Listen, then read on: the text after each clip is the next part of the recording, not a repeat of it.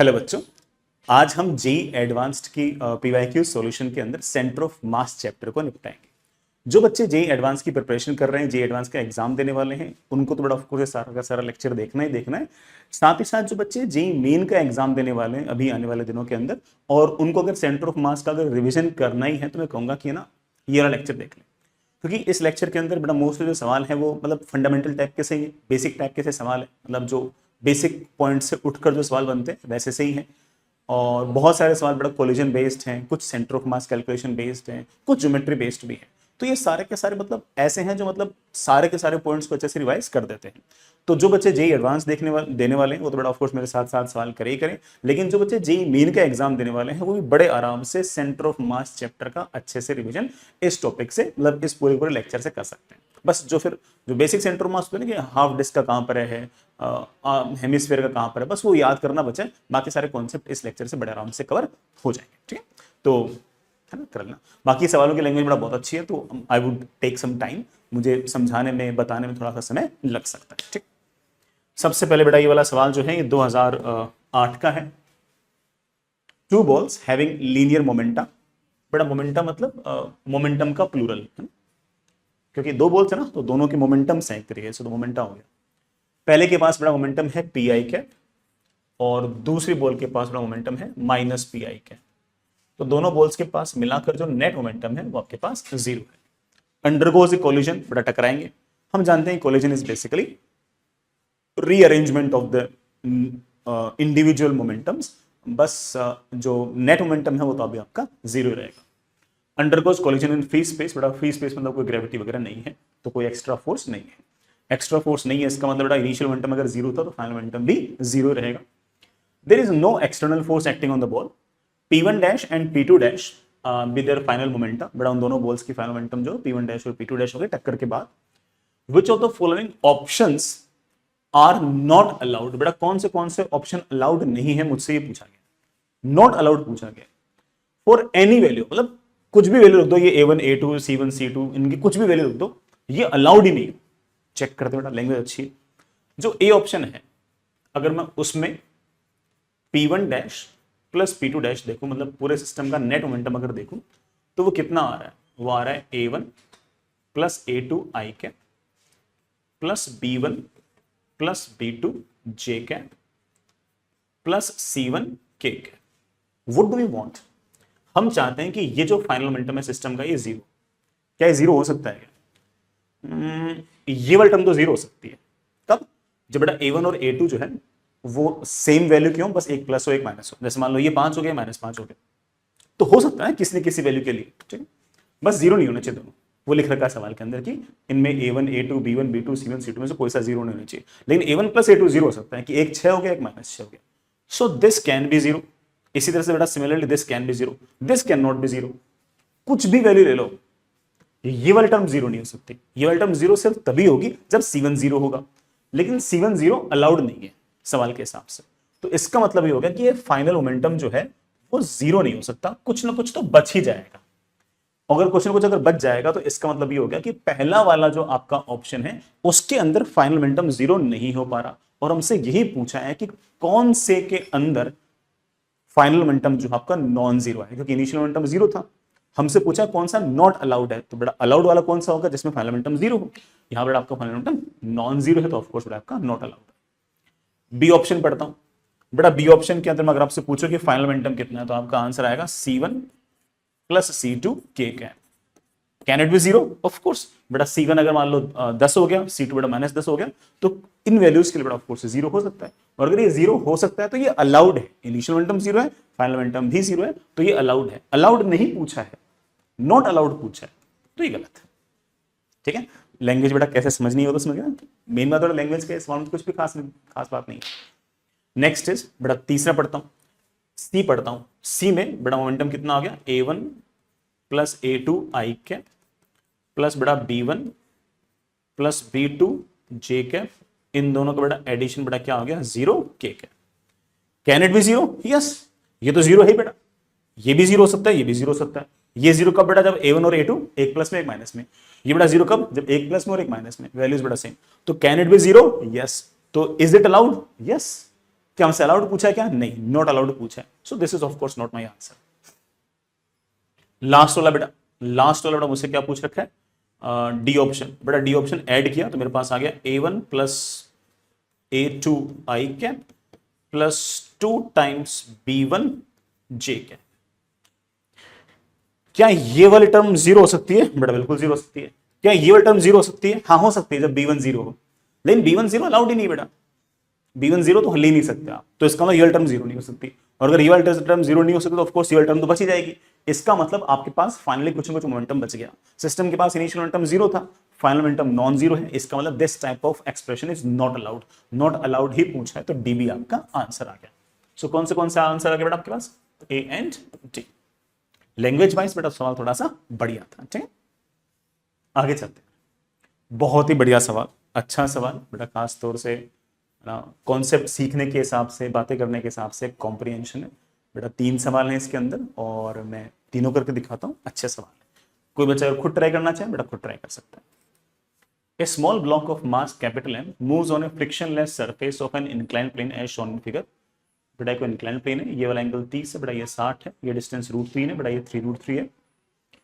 The angle of incline suddenly change from 60 to 30, मतलब बेटा ये वाला इंक्लाइन जो है 60 पे, ये वाला इंक्लाइन पे 30 पे हॉरिजॉन्टल से, एट पॉइंट बी बेटा, बी पॉइंट पे। The block is initially at rest at point A, बेटा ऊपर से छोड़ा गया, वहां पर ब्लॉक के पास इनिशियल वेलोसिटी 0 है। Assume that collision between the block and inclined plane are totally inelastic.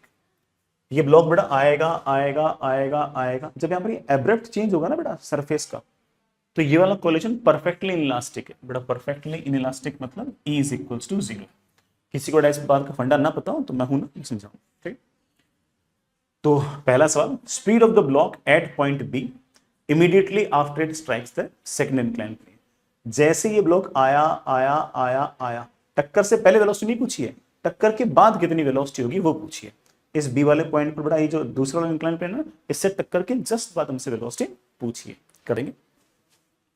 सबसे पहली बात बेटा देखना, ये डिस्टेंस अगर √3 है, ये वाला एंगल अगर 60 है, तो बेटा ये डिस्टेंस मेरे पास आ गई है √3 का tan 60 बेटा, tan 60 इज ऑल्सो 3 बेटा, this comes out to be sorry √3, तो मेरे पास आ गया 3।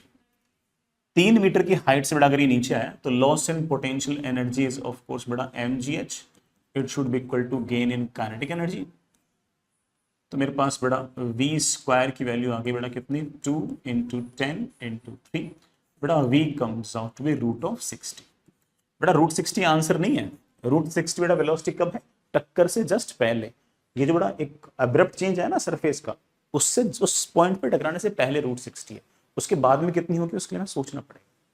मैं सोचता हूं बेटा, आप सिर्फ आराम से बढ़िया से देखिए। देखना बेटा, ये आपके पास हॉरिजॉन्टल, ये आपके पास बेटा नीचे वाला इंक्लाइंड प्लेन, नीचे वाले इंक्लाइंड प्लेन का ये वाला जो एंगल है बेटा आपके पास ये 30 है। जो दूसरा वाला इंक्लाइंड प्लेन है वो बेटा आपके पास ऐसे हॉरिजॉन्टल से 60 डिग्री पे, हॉरिजॉन्टल से 60 डिग्री। इसके अलोंग पार्टिकल आ रहा है आ रहा है आ रहा है आ रहा है ऐसे, और जो पार्टिकल आ रहा है उसके पास इस क्षण पर बड़ा वेलोसिटी है इस तरफ। हमने बेटा ये वेलोसिटी बड़ी मेहनत से निकाली है, TME से लगाकर √60। बड़ा गौर करना, मैंने एक वर्टिकल लाइन खींच दी, ये वाला एंगल बेटा 30 है, ये वाला एंगल 90 है, तो टोटल एंगल बेटा कितना हो गया 60। ठीक है बेटा, टोटल एंगल बेटा ये वाला कितना हो गया 60। ठीक है बेटा, ये वाला एंगल 60, तो बेटा ये वाला एंगल भी तो 60, क्योंकि बेटा ये वाला एंगल और ये वाला एंगल तो अपोजिट है ना। ये वाला एंगल 30, तो बेटा ये वाला एंगल कितना आ गया आपके पास 30, तो बेटा यहां से यहां तक ये जो एंगल है ये भी आ गया आपके पास 30।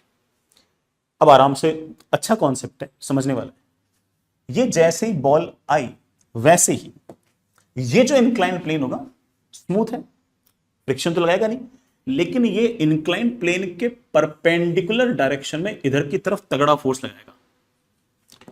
जब ये टक्कर होगी उस टाइम पर बेटा हमेशा ही सरफेस के परपेंडिकुलर डायरेक्शन में तगड़ा फोर्स लगाएगा। ये आपका टक्कर के दौरान का एक इंपल्सिव फोर्स है, और ये जो इंपल्सिव फोर्स है ये हमेशा ही इस वेलोसिटी का जो इस तरफ वाला कंपोनेंट है उसको चेंज कर सकता है, लेकिन इस तरफ सरफेस के अलोंग कोई फोर्स नहीं है तो इस तरफ वेलोसिटी चेंज नहीं होती। हालांकि कई बच्चे बड़ा इस बात को डायरेक्ट याद रखते हैं, लेकिन मैंने इस बात को वापस से एक्सप्लेन किया। लेट मी से इट वंस अगेन।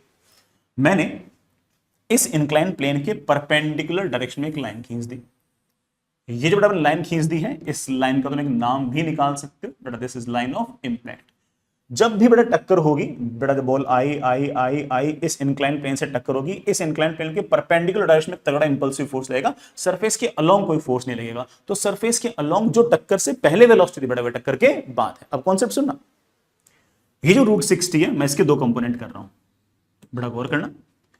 एक सरफेस के अलोंग दिस विल बी √60 का cos 30।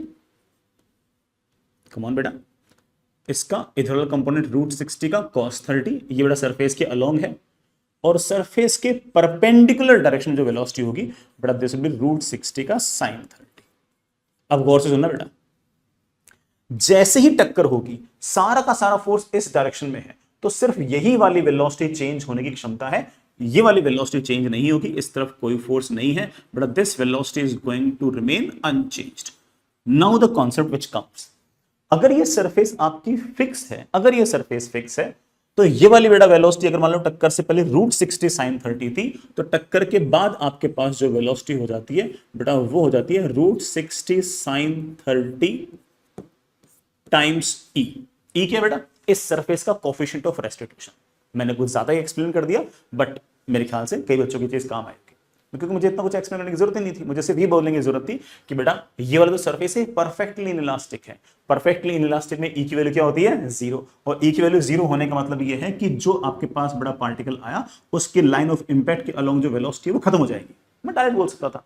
तो ये वाली वेलोसिटी आपके पास बेटा कितनी आ गई है? 0। सिर्फ और सिर्फ ये वाली वेलोसिटी बची है। तो कोई मुझसे पूछे कि टक्कर के बाद वेलोसिटी कितनी होगी, तो बेटा कितना आसान सा जवाब है, टक्कर के बाद वेलोसिटी होगी √60 का cos 30। बेटा cos 30 इज ऑफ कोर्स बेटा कितना? √3/2। बेटा अंदर गया 15 × 3, बेटा कितना आ गया? √45 मीटर पर सेकंड। Perfect answer. कल को अगर बेटा मान लो कि जे एडवांस ने ये बोल दिया कि ये वाले सरफेस परफेक्टली इलास्टिक नहीं है, बल्कि इसका कोफिशिएंट ऑफ रेस्टिट्यूशन हाफ है, हम सवाल तब भी कर लेते हैं। तो हम कहते हैं कि ये वाली वेलोसिटी तो √45 ही रहेगी, ये तो अनचेंज रहेगी, लेकिन ये वाली वेलोसिटी रहेगी √60 sin 30 का हाफ, और जो नेट वेलोसिटी होगी वो होगी √ ऑफ इसका स्क्वायर प्लस इसका स्क्वायर। समझ गए ना? परफेक्टली इलास्टिक थी, इस कारण से बेटा ये वाली वेलोसिटी 0 हो गई। अगर ये बेटा परफेक्टली इलास्टिक ना हो कि बेटा ई की वैल्यू मान लो हाफ होती, 1/3 होती, तो ये वाली वेलोसिटी भी कुछ ना कुछ होती। और अगर इलास्टिक कोलिजन होता, ई = 1 होता, तो ऑब्वियस बात है बेटा ये वाली वेलोसिटी बस उल्टी आती, क्योंकि ई की वैल्यू को 1 रखता, तो यही वाली वेलोसिटी जस्ट इन्वर्ट हो जाती। ठीक है, परफेक्ट, समझ गए बेटा? √45 मस्ट बी ऑप्शन। हाँ बेटा, √45 इज द आंसर। मैंने बेटा पूरा कॉन्सेप्ट बताया, ऐसे नहीं कि सवाल करके मैं निकल लिया। ठीक है, नेक्स्ट इज बेटा ऊपर वाली कहानी तो सेम है। Speed of block at point C. बेटा जब ब्लॉक आपका यहां पहुंच गया तो इसके पास बेटा वेलोसिटी √45 है। ये ब्लॉक चलते चलते चलते यहां पहुंचेगा, तब इसके पास कितनी वेलोसिटी होगी, मुझसे ये पूछा गया। अब बेटा सरफेस तो स्मूथ है, तो वर्क एनर्जी थ्योरम लगा दो, बेटा TMEC लगा दो, एक ही बात है। इसके लिए बेटा मुझे ये वाली हाइट चाहिए। बेटा देखना, ये डिस्टेंस 3√3 है, ये वाला एंगल 30 है, तो ये आएगा 3√3 का tan 30। बेटा tan 30 is of course 3 metres. ये 3√3 बेटा आपका 3 मीटर्स। 3 मीटर अगर नीचे आएगा तो बेटा लिख दो। हाँ बेटा, इनिशियल काइनेटिक हाफ mv²। बेटा इनिशियल पोटेंशियल एनर्जी mg। बेटा यहाँ पर मैं ग्रेविटेशनल पोटेंशियल अगर 0 मानूंगा तो 3 मीटर ऊपर बड़ा ग्रेविटेशनल पोटेंशियल एनर्जी होगी m × g × h should be equal to यहाँ पर काइनेटिक। बेटा यहाँ पर काइनेटिक आएगी हाफ m × बेटा vc का स्क्वायर, और बेटा यहाँ पर मैंने ग्रेविटेशनल पोटेंशियल एनर्जी 0 मान ली। ऐसा लिखते ही बेटा मेरे पास m से m कैंसिल, और बड़े आराम से बेटा मेरे ख्याल से vc का स्क्वायर आ गया बेटा कितना? 45 + 60। बेटा c पॉइंट पर velocity comes out to √105 metre पर सेकंड। बेटा there must be some option like that, of course बेटा दैट कम्स आउट टू 105। हालांकि कई बच्चे याद ही रखते हैं कि अगर यहाँ पर वेलोसिटी u है तो यहाँ से h हाइट नीचे अगर आएगा और सिर्फ अंडर ग्रेविटी आएगा, तो यहाँ पर जो वेलोसिटी होगी वो हमेशा √u² + 2 × g × h आएगा। तो ठीक है, उस केस में थोड़ा सा और जल्दी हो जाएगा। ये सवाल बेटा अच्छा है। इसका तीसरा पार्ट, तीसरे पार्ट के अंदर बेटा एक्चुअली हुआ क्या, तीसरे पार्ट के अंदर ना इसने कुछ थोड़ा सा डिफरेंट बोलना स्टार्ट कर दिया। तीसरे पार्ट में बेटा इसने थोड़ा सा डिफरेंट बोलना स्टार्ट कर दिया। इसने क्या बोलना स्टार्ट कर दिया, देखो ये ऊपर वाला थोड़ा वही लिखा हुआ है। इसने बोल दिया कि if collision between the block and inclined plane is completely elastic, अब इलास्टिक कोलिजन नहीं, अब इलास्टिक कोलिजन है और कंप्लीटली इलास्टिक है। बेटा कंप्लीटली इलास्टिक का मतलब ये हो गया कि अब बेटा आपका कोएफिशिएंट ऑफ रेस्टिट्यूशन 1 है। Then the vertical component of the velocity of the block at point B, जैसे टक्कर हुई उसका तो वर्टिकल डायरेक्शन में कितनी वेलोसिटी होगी, मुझसे ये पूछा गया। तो समझदार बच्चा होगा ना वो बोलेगा कि सर कर लूंगा, बस इस ई को 1 रख दूंगा, बेटा 1 रख दो। लेकिन मुझे ये वाली वेलोसिटी नहीं पूछी, ये वाली वेलोसिटी नहीं पूछी, मुझे वर्टिकल डायरेक्शन में जो वेलोसिटी है वो पूछी है। तो टफ तरीका तो ये है कि इस वेलोसिटी का वर्टिकल वाला कंपोनेंट निकालो और इस वेलोसिटी का वर्टिकल वाला कंपोनेंट निकालो, तब जाके आपका आंसर आएगा। बट मैं आपको थोड़ा सा और एक स्टाइल से बताने की कोशिश करता हूं, आपको थोड़ा पसंद आएगा। ज्योमेट्री वाइज अगर करोगे तो बेटा मेरे ख्याल से एक लाइन में अपना आंसर आ जाएगा। ये बेटा आपका हॉरिजॉन्टल, ये बेटा जी आपका इंक्लाइन प्लेन, ये वाला एंगल मेरे बच्चे आपके पास 30 और बेटा जो आ रहा था दूसरा पार्टिकल वो ऐसे आ रहा था, ये वाला एंगल बेटा कितना था 30। कोई दिक्कत तो नहीं बेटा, इस बात को सोचने में कोई इशू तो नहीं है। ये वाला एंगल 30 तो बेटा ये वाला एंगल 30, लेकिन बेटा ये कितना एंगल था 60, तो ये अगर 30 तो ये वाला आपका 30। अब हो गया, यहां से बेटा बॉल आई यू वेलोसिटी से, इलास्टिक कोलिजन के अंदर बेटा अगर यू वेलोसिटी से अगर बॉल आई है तो वो टक्कर के बाद यू वेलोसिटी से ही जाएगी। यू से आई है तो यू से ही जाएगी। दूसरी बात अगर मैं यहां पर नॉर्मल खींच दूं तो इलास्टिक कोलिजन में एक खास बात और है कि आते वक्त और जाते वक्त बेटा ये एंगल सेम होंगे। तो अगर ये एंगल 30 तो बेटा ये वाला एंगल 60, ये वाला एंगल 60 तो बेटा ये वाला एंगल 30। ये नॉर्मल है, ये सरफेस है। नॉर्मल और सरफेस की टोटल एंगल कितना होता है 90। अगर ये 60 तो बेटा ये आपके पास कितना आ जाएगा 30। मैं वैसे डायरेक्ट भी कह सकता था कि नॉर्मल के साथ बेटा ये वाला एंगल और ये वाला एंगल अगर सेम होंगे तो सरफेस के साथ ये वाला एंगल और ये वाला एंगल भी तो सेम होंगे। और आपके पास बॉल के पास बेटा वेलोसिटी आ गई है सामने की तरफ EU। सर सामने की तरफ कैसे, कि बेटा ये वाला एंगल 30 है और ये वाला एंगल 30 है तो ये हॉरिजॉन्टल तो होगी भाई। ये एक लाइन है बेटा, ठीक है, ये वाला एंगल 30 और ये वाला एंगल 30, ये वाला एंगल 30 और ये वाला एंगल 30, तो ऑफ कोर्स बेटा ये तो पैरेलल ही हो गया ना ऐसे। ये लाइन, ये वाला एंगल 30, ये वाला एंगल 30, तो ये वाला लाइन और ये वाला लाइन थोड़ा क्या हो गई पैरेलल। तो ये जो वेलोसिटी है सारी सारी हॉरिजॉन्टल हो गई, और वेलोसिटी अगर हॉरिजॉन्टल हो गई तो बड़ा वर्टिकल डायरेक्शन में क्या कंपोनेंट बचा 0। तो मुझसे पूछा गया है कि वर्टिकल डायरेक्शन में क्या वेलोसिटी होगी, तो आप कह सकते हो कि vertical direction velocity will be 0। लेकिन अगर सवाल में उसने मुझसे ये पूछा होता कि हॉरिजॉन्टल में कितनी वेलोसिटी होगी तो मैं बड़े आराम से जवाब देता √60, क्योंकि टक्कर के पहले भी √60 थी। √45 तो बेटा तब हुई थी जब कोलिजन परफेक्टली इलास्टिक था। अदरवाइज बेटा टक्कर से पहले इसकी वेलोसिटी √60 ऐसे थी, अब बेटा √60 ऐसे। ठीक है, लेकिन उसने मुझसे क्या पूछा है कि वर्टिकल डायरेक्शन में कंपोनेंट क्या होगा। बड़ा ऑब्वियस बात है कि ये वाला एंगल 30 आ रहा है, ये वाला एंगल भी कितना आ रहा है 30। अगर ये वाला एंगल 30, ये वाला एंगल 30, तो ये वाला लाइन बड़ा हॉरिजॉन्टल के पैरेलल, और हम कह सकते हैं कि वर्टिकल डायरेक्शन में कोई वेलोसिटी नहीं है। ठीक है, अगर मुझे सवाल पूछना होता तो मैं एक चीज और पूछता कि बेटा बताओ कि ये वाला पार्टिकल चलते चलते चलते चलते इंक्लाइन प्लेन से कहाँ टक्कर करेगा। तो उस केस में बेटा अपना वो range on an incline plane जो है उसका कॉन्सेप्ट यूज करके हम ये रेंज वगैरह टाइम ऑफ फ्लाइट बड़े आराम से निकाल सकते हैं। वो भी सवाल बन सकता था, हो सकता है कि शायद इस साल पूछ लें। ठीक, परफेक्ट। तो बच्चा अगर टफ तरीके से करना चाहे ना कर सकता है। फिर वो कैसे करेगा कि यहाँ पर ई की वैल्यू को 1 रख देगा। ठीक है, फिर इस √60 sin 30 का कंपोनेंट निकालेगा ऊपर, और इस √60 cos 30 का कंपोनेंट निकाल लेगा नीचे। ये दोनों कंपोनेंट एक्जैक्टली बराबर आ जाएंगे, तो वर्टिकल डायरेक्शन में नेट वेलोसिटी क्या हो जाएगी 0 हो जाएगी। निकाल के देखना चाहो तो निकाल के देख सकते हैं। आगे चलते हैं। नेक्स्ट इज बेटा बहुत ही आसान सवाल, और ऐसा सवाल तो बेटा इवन आप है ना जेई मेन के अंदर भी एक्सपेक्ट कर सकते हो। Look at the drawing given in the figure which has been drawn with the ink of uniform line thickness. ठीक है, the mass of ink used to draw each of the 2 inner circles and each of the 2 line segments is m। इसका mass m है, इसका mass m है, इसका mass m है, इसका mass m है। The mass of the link used to draw the outer circle is 6m। बस ये जो आउटर सर्कल है ना, इसका मास 6m है, ठीक।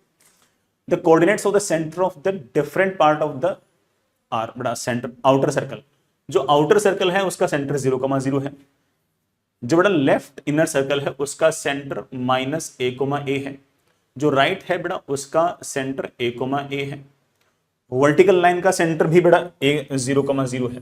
तो इसका मतलब ये रहा बड़ा तेरा 0,0, ये रहा बड़ा आपका 0,0, 0,0 इस वर्टिकल का भी सेंटर ऑफ मास है, बड़ी वाली रिंग का भी सेंटर ऑफ मास है, ठीक है। और ये जो सेंटर है और ये जो सेंटर है बड़ा, ये -a, है, ये बड़ा आपका a, है, ठीक। और हॉरिजॉन्टल लाइन के बड़ा कोऑर्डिनेट दे रखे हैं, इसका जो सेंटर है उसका कोऑर्डिनेट दे रखा है 0,-। The y coordinate of the centre of mass of the ink of the drawing, पूरी ड्राइंग का जो y coordinate of centre of mass है वो पूछा है। कितना आसान सवाल बेटा। y coordinate of centre of mass is बेटा कितनी चीजें, 1 2 3 4 5।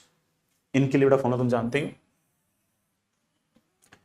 इसका मास इंटू इसका y कोऑर्डिनेट, बेटा इसका y कोऑर्डिनेट तो 0, इसका मास इंटू इसका y कोऑर्डिनेट, बेटा इसका y कोऑर्डिनेट तो a, इसका मास इंटू इसका y कोऑर्डिनेट, बेटा इसका मास इंटू इसका y कोऑर्डिनेट, इसका y कोऑर्डिनेट भी तो a, इसका मास इंटू इसका y कोऑर्डिनेट, बेटा इसका मास है m, इसका y कोऑर्डिनेट है -a, बेटा लास्ट में बचा 6m मास का सर्कल, उसका y कोऑर्डिनेट बेटा क्या है 0, ठीक है।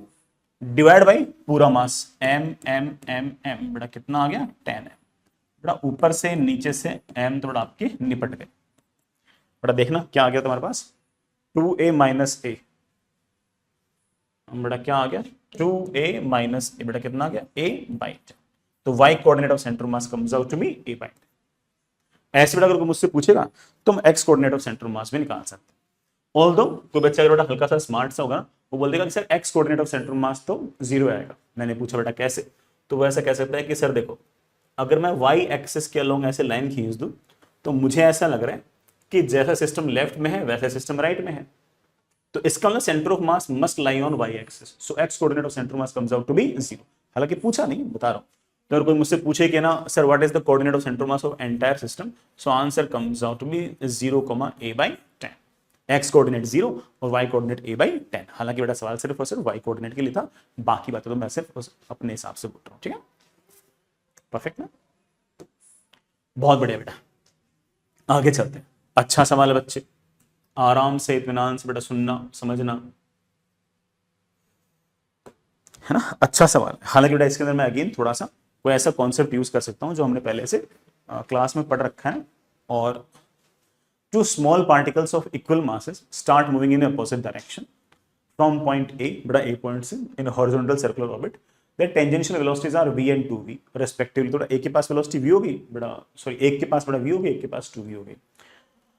Between collision the particle moves with constant speed। मतलब बड़ा horizontal circle टाइप होगा तो कोई स्पीड का लॉस वॉस नहीं है, पूरा रास्ते स्पीड सेम, वेलोसिटी की डायरेक्शन चेंज होगी लेकिन स्पीड सेम है। After how many elastic collision, सारे के सारे कोलिजन इलास्टिक है other than at A वाले कोलिजन को बड़ा कोलिजन नहीं मानना। These two particles will again reach at point A। Point A पर पहुंचने से पहले वो कितने कोलिजन करेंगे, A पर पहुंचने पर जो कोलिजन है उसे काउंट नहीं करना है। कितना मतलब बढ़िया लैंग्वेज लिखी हुई है, ठीक है। एक बात देखना बेटा क्या लिखा हुआ है, इक्वल मास इलास्टिक कोलिजन। जब भी इक्वल मास इलास्टिक कोलिजन होंगे बेटा उस केस में आपकी जो वेलोसिटीज होंगी दोनों पार्टिकल की वो इंटरचेंज हो जाएंगी। बड़ा इंटरचेंज मतलब पहले पार्टिकल की वेलोसिटी टक्कर के बाद दूसरे के पास हो जाएगी और दूसरे के पास जो टक्कर से पहले थी वो पहले के पास हो जाएगी, ठीक है। तो ये ऐसे मान के चलो, ये प्रूव कर सकते हो, बड़ा मैंने क्लास में प्रूव किया। अब मुझसे पूछा है, अभी करते हैं बेटा, अभी करते हैं। एक v से है एक 2v से, मतलब हालांकि इस डायग्राम से मैं काम चला सकता लेकिन चलो वापस बना देते हैं। हाँ बेटा ये गया v से, बेटा ये गया 2v से। बड़ा ऑब्वियस बात है, ये अगर x डिस्टेंस ट्रेवल करेगा तो ये 2x डिस्टेंस ट्रेवल करेगा, तो अगर ये एंगल थीटा ट्रेवल करेगा तो ये एंगल 2 थीटा ट्रेवल करेंगे। तो ऑब्वियस बात बेटा, ऑब्वियस बात है कि ये वाला एंगल ट्रेवल कर लेगा 120 डिग्री, इतने ही टाइम में बेटा ये वाला एंगल कर लेगा 240 डिग्री। सम बेटा कितना आना चाहिए 360। तो ये चलते चलते चलते चलते इधर आया v स्पीड से, बेटा ये चलते चलते इधर आया 2v स्पीड से। ये पहली टक्कर हो गई बेटा, ये तेरी पहली टक्कर हो गई। परफेक्ट। अब क्या होगा, टक्कर हुई, तुझे कैलकुलेशन करने की जरूरत नहीं बेटा, पॉइंट याद है तेरे को, same mass elastic collision velocities will interchange. Velocities will interchange का मतलब ये हो गया कि इसकी 2v इसके पास जाएगी, तो टक्कर के पश्चात बेटा क्या होगा, इसके पास आ जाएगी 2v और इसके पास आ जाएगी v। अगेन बेटा वही कहानी, वेलोसिटीज का रेशियो 2:1 है, तो इसका डिस्टेंस ट्रेवल और इसका डिस्टेंस ट्रेवल का रेशियो भी 2:1 होगा।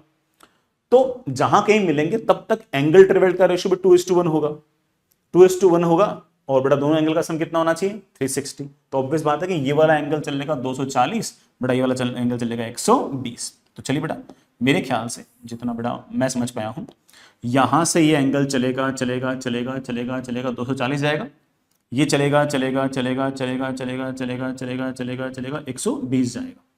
तो बेटा यहां के मिल जाएंगे, ये गया 120, ये बेटा गया यहां से यहां तक 240, और यूं चलते चलते चलते चलते यहां मिल गए। इसकी स्पीड बेटा कितनी है 2v, बेटा इसकी स्पीड कितनी है v।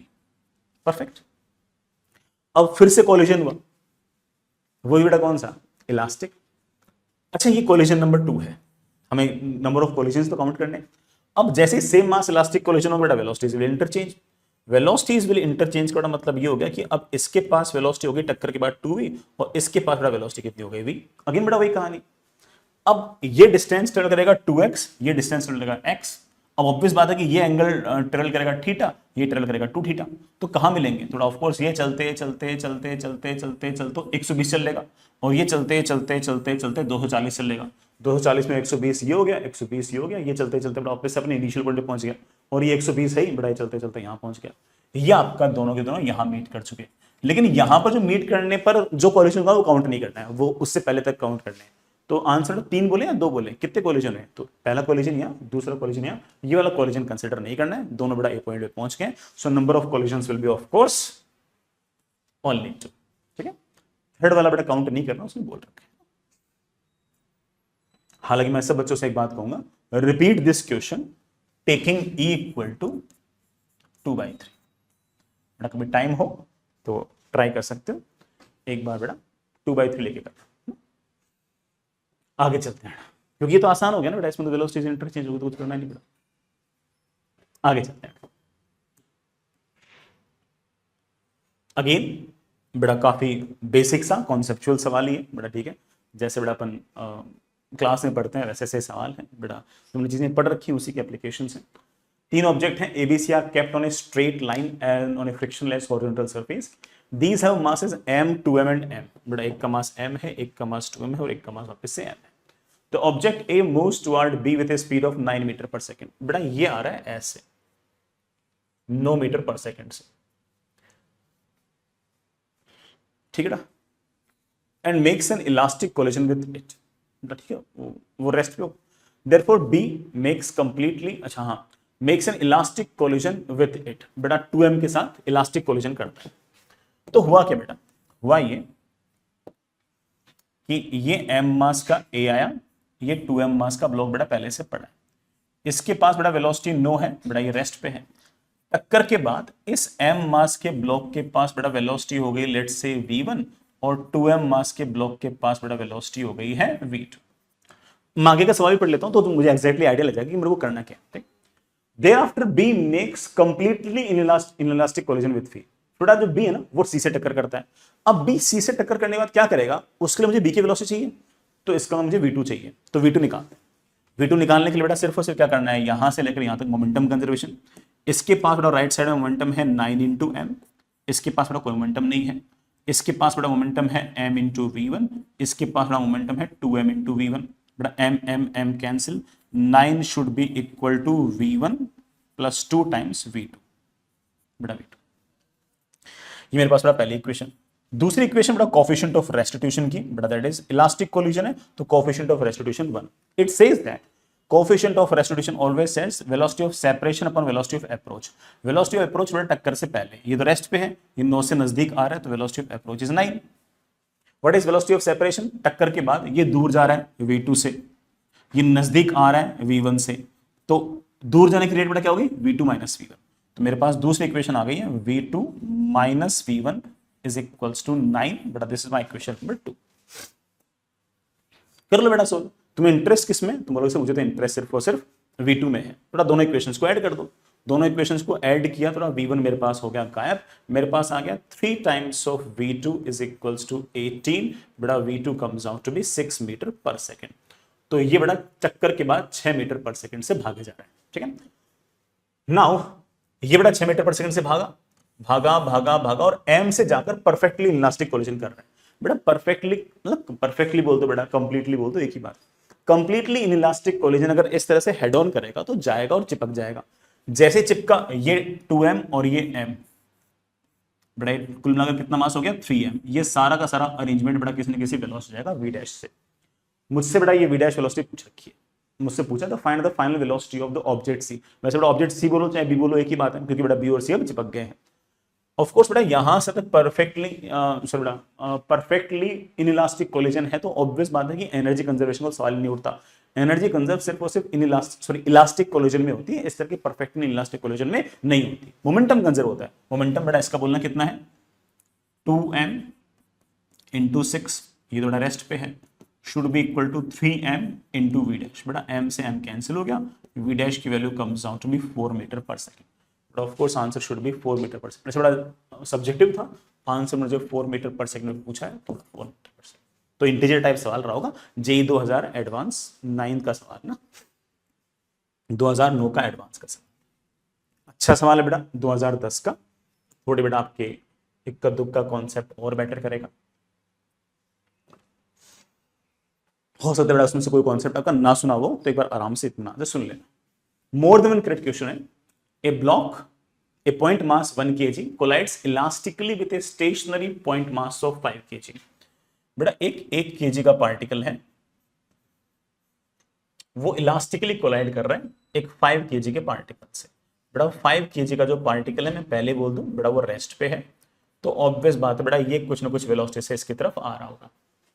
After their collisions 1 kg mass reverses. बेटा जैसे टक्कर हुई, टक्कर के बाद 1 kg वाला जो पार्टिकल है वो पलट कर आ गया, रिवर्सेस इस direction and moves with speed 2 metre पर सेकंड। बेटा ये 2 मीटर पर सेकंड से भाग के आ रहा।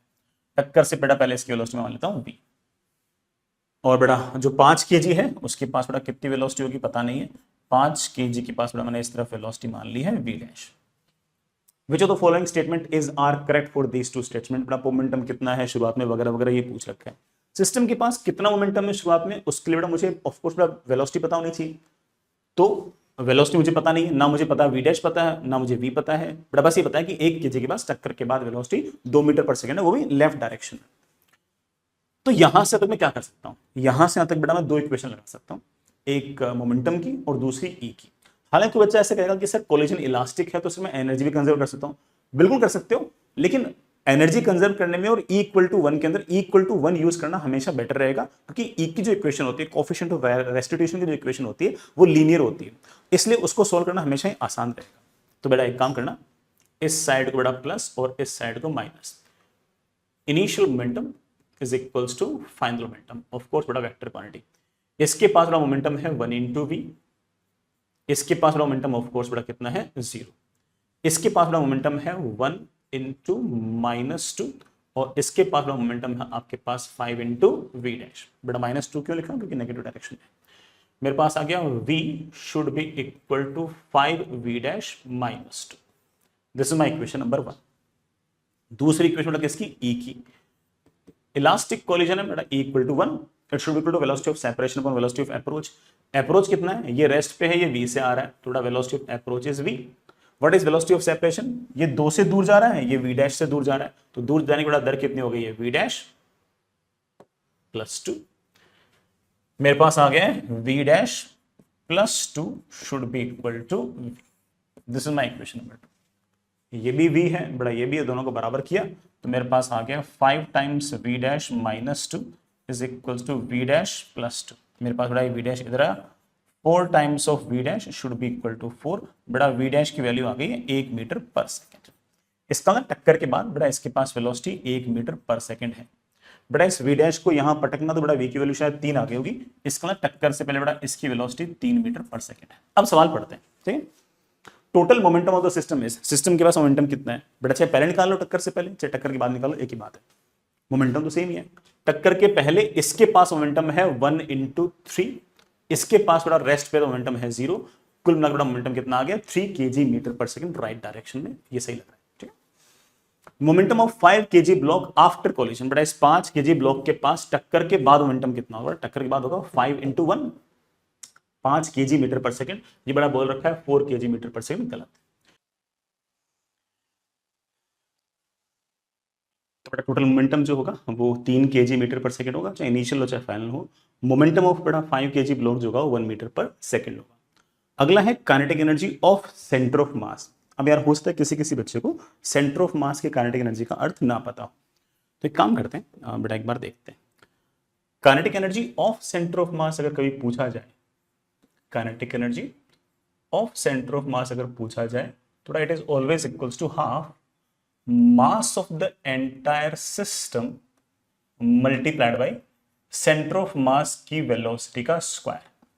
तो बेटा हमारे हिसाब से सेंटर ऑफ मास का जो सो बेटा पूरा सिस्टम का जो मास हो तो 6 किलो हो गया, 1 किलो का बड़ा ब्लॉक ये रहा, 5 का ये रहा, ठीक है। मल्टीप्लाई सेंटर ऑफ मास की वेलोसिटी का स्क्वायर। अब सेंटर ऑफ मास की वेलोसिटी आप इनिशियली निकालो चाहे फाइनल निकालो सेम आएगी, क्योंकि कोई एक्सटर्नल फोर्स नहीं है तो सेंटर ऑफ मास की वेलोसिटी कांस्टेंट आएगी।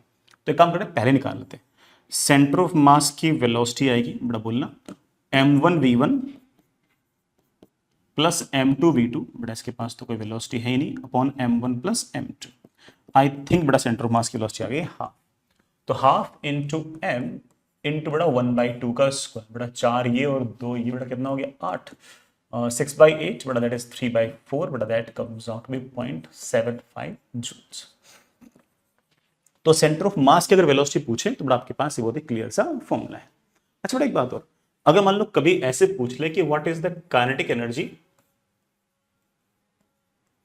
अबाउट सेंटर ऑफ मास, तो उस केस में आप एक फॉर्मूला यूज कर सकते हो, उसको तो बेटा डिराइव कर सकते हैं, that is half into mu into relative velocity का स्क्वायर।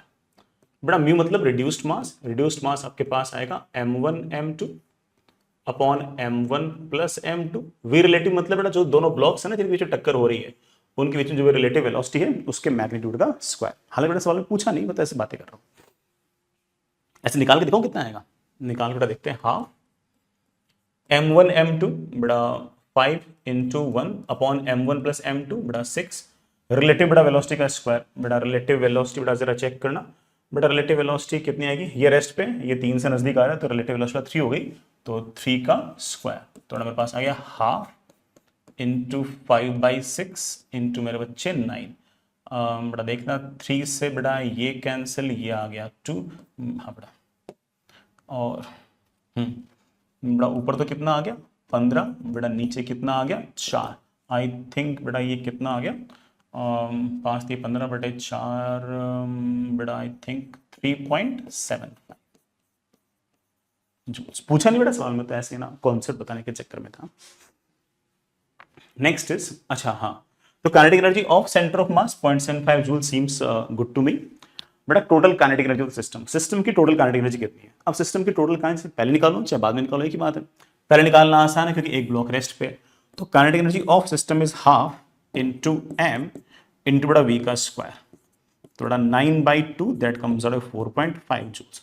तो पूरे सिस्टम की जो टोटल काइनेटिक एनर्जी बड़ा 4.5 जूल्स है, बड़ा ये 4 जूल्स लिखा हुआ है तो ये गलत हो गया। तो आंसर कौन सा हो गया, ए और सी हो गया। अच्छा बेटा एक बात और, पूरे सिस्टम की जो टोटल काइनेटिक एनर्जी होगी ना वो kinetic energy of centre of mass और kinetic energy about centre of mass का सम होगी।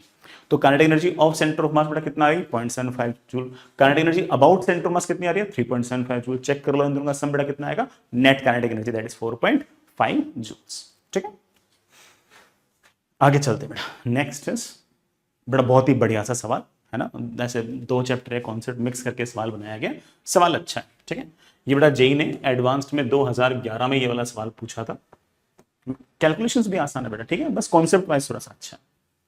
ए ball of mass 0.2 kg rest on a vertical post of height 5 metre. A bullet of mass 0.01 kg travelling with velocity v in horizontal direction hits the centre of the ball, बड़ा ball के सेंटर से टकराती है।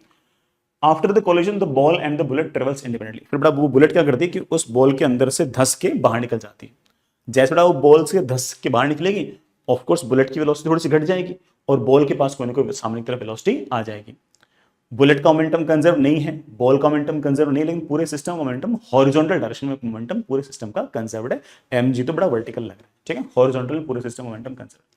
The ball hits the ground at a distance 20 metre, ball के पास टक्कर के बाद बड़ा वेलोसिटी आ गई है लेट से v1, और इस कारण से बेटा ये चलते चलते चलते चलते चलते सामने 20 मीटर चली गई। बेटा ये तो projection from tower case 1 type कहानी है, यूं चलते चलते ऐसे यहां से यहां तक आने का टाइम, अगर बड़ा ये हाइट h है तो बड़ा ये टाइम आपके पास हमेशा होगा √2h/g, बड़ा that comes out to be 1 second. इस 1 सेकंड में हॉरिजॉन्टल डायरेक्शन में 20 मीटर दूरी तय कर ली। बेटा बॉल के पास अगर वेलोसिटी v1 है तो v1 into 1 second should be equal to 20, थोड़ा v1 की वैल्यू मेरे पास आ गई है 20 मीटर पर सेकंड। तो इसका मतलब जैसे बेटा बुलेट इस बॉल में से बाहर निकली, इस बॉल के पास सामने की तरफ वेलोसिटी आ गई है 20 मीटर पर सेकंड।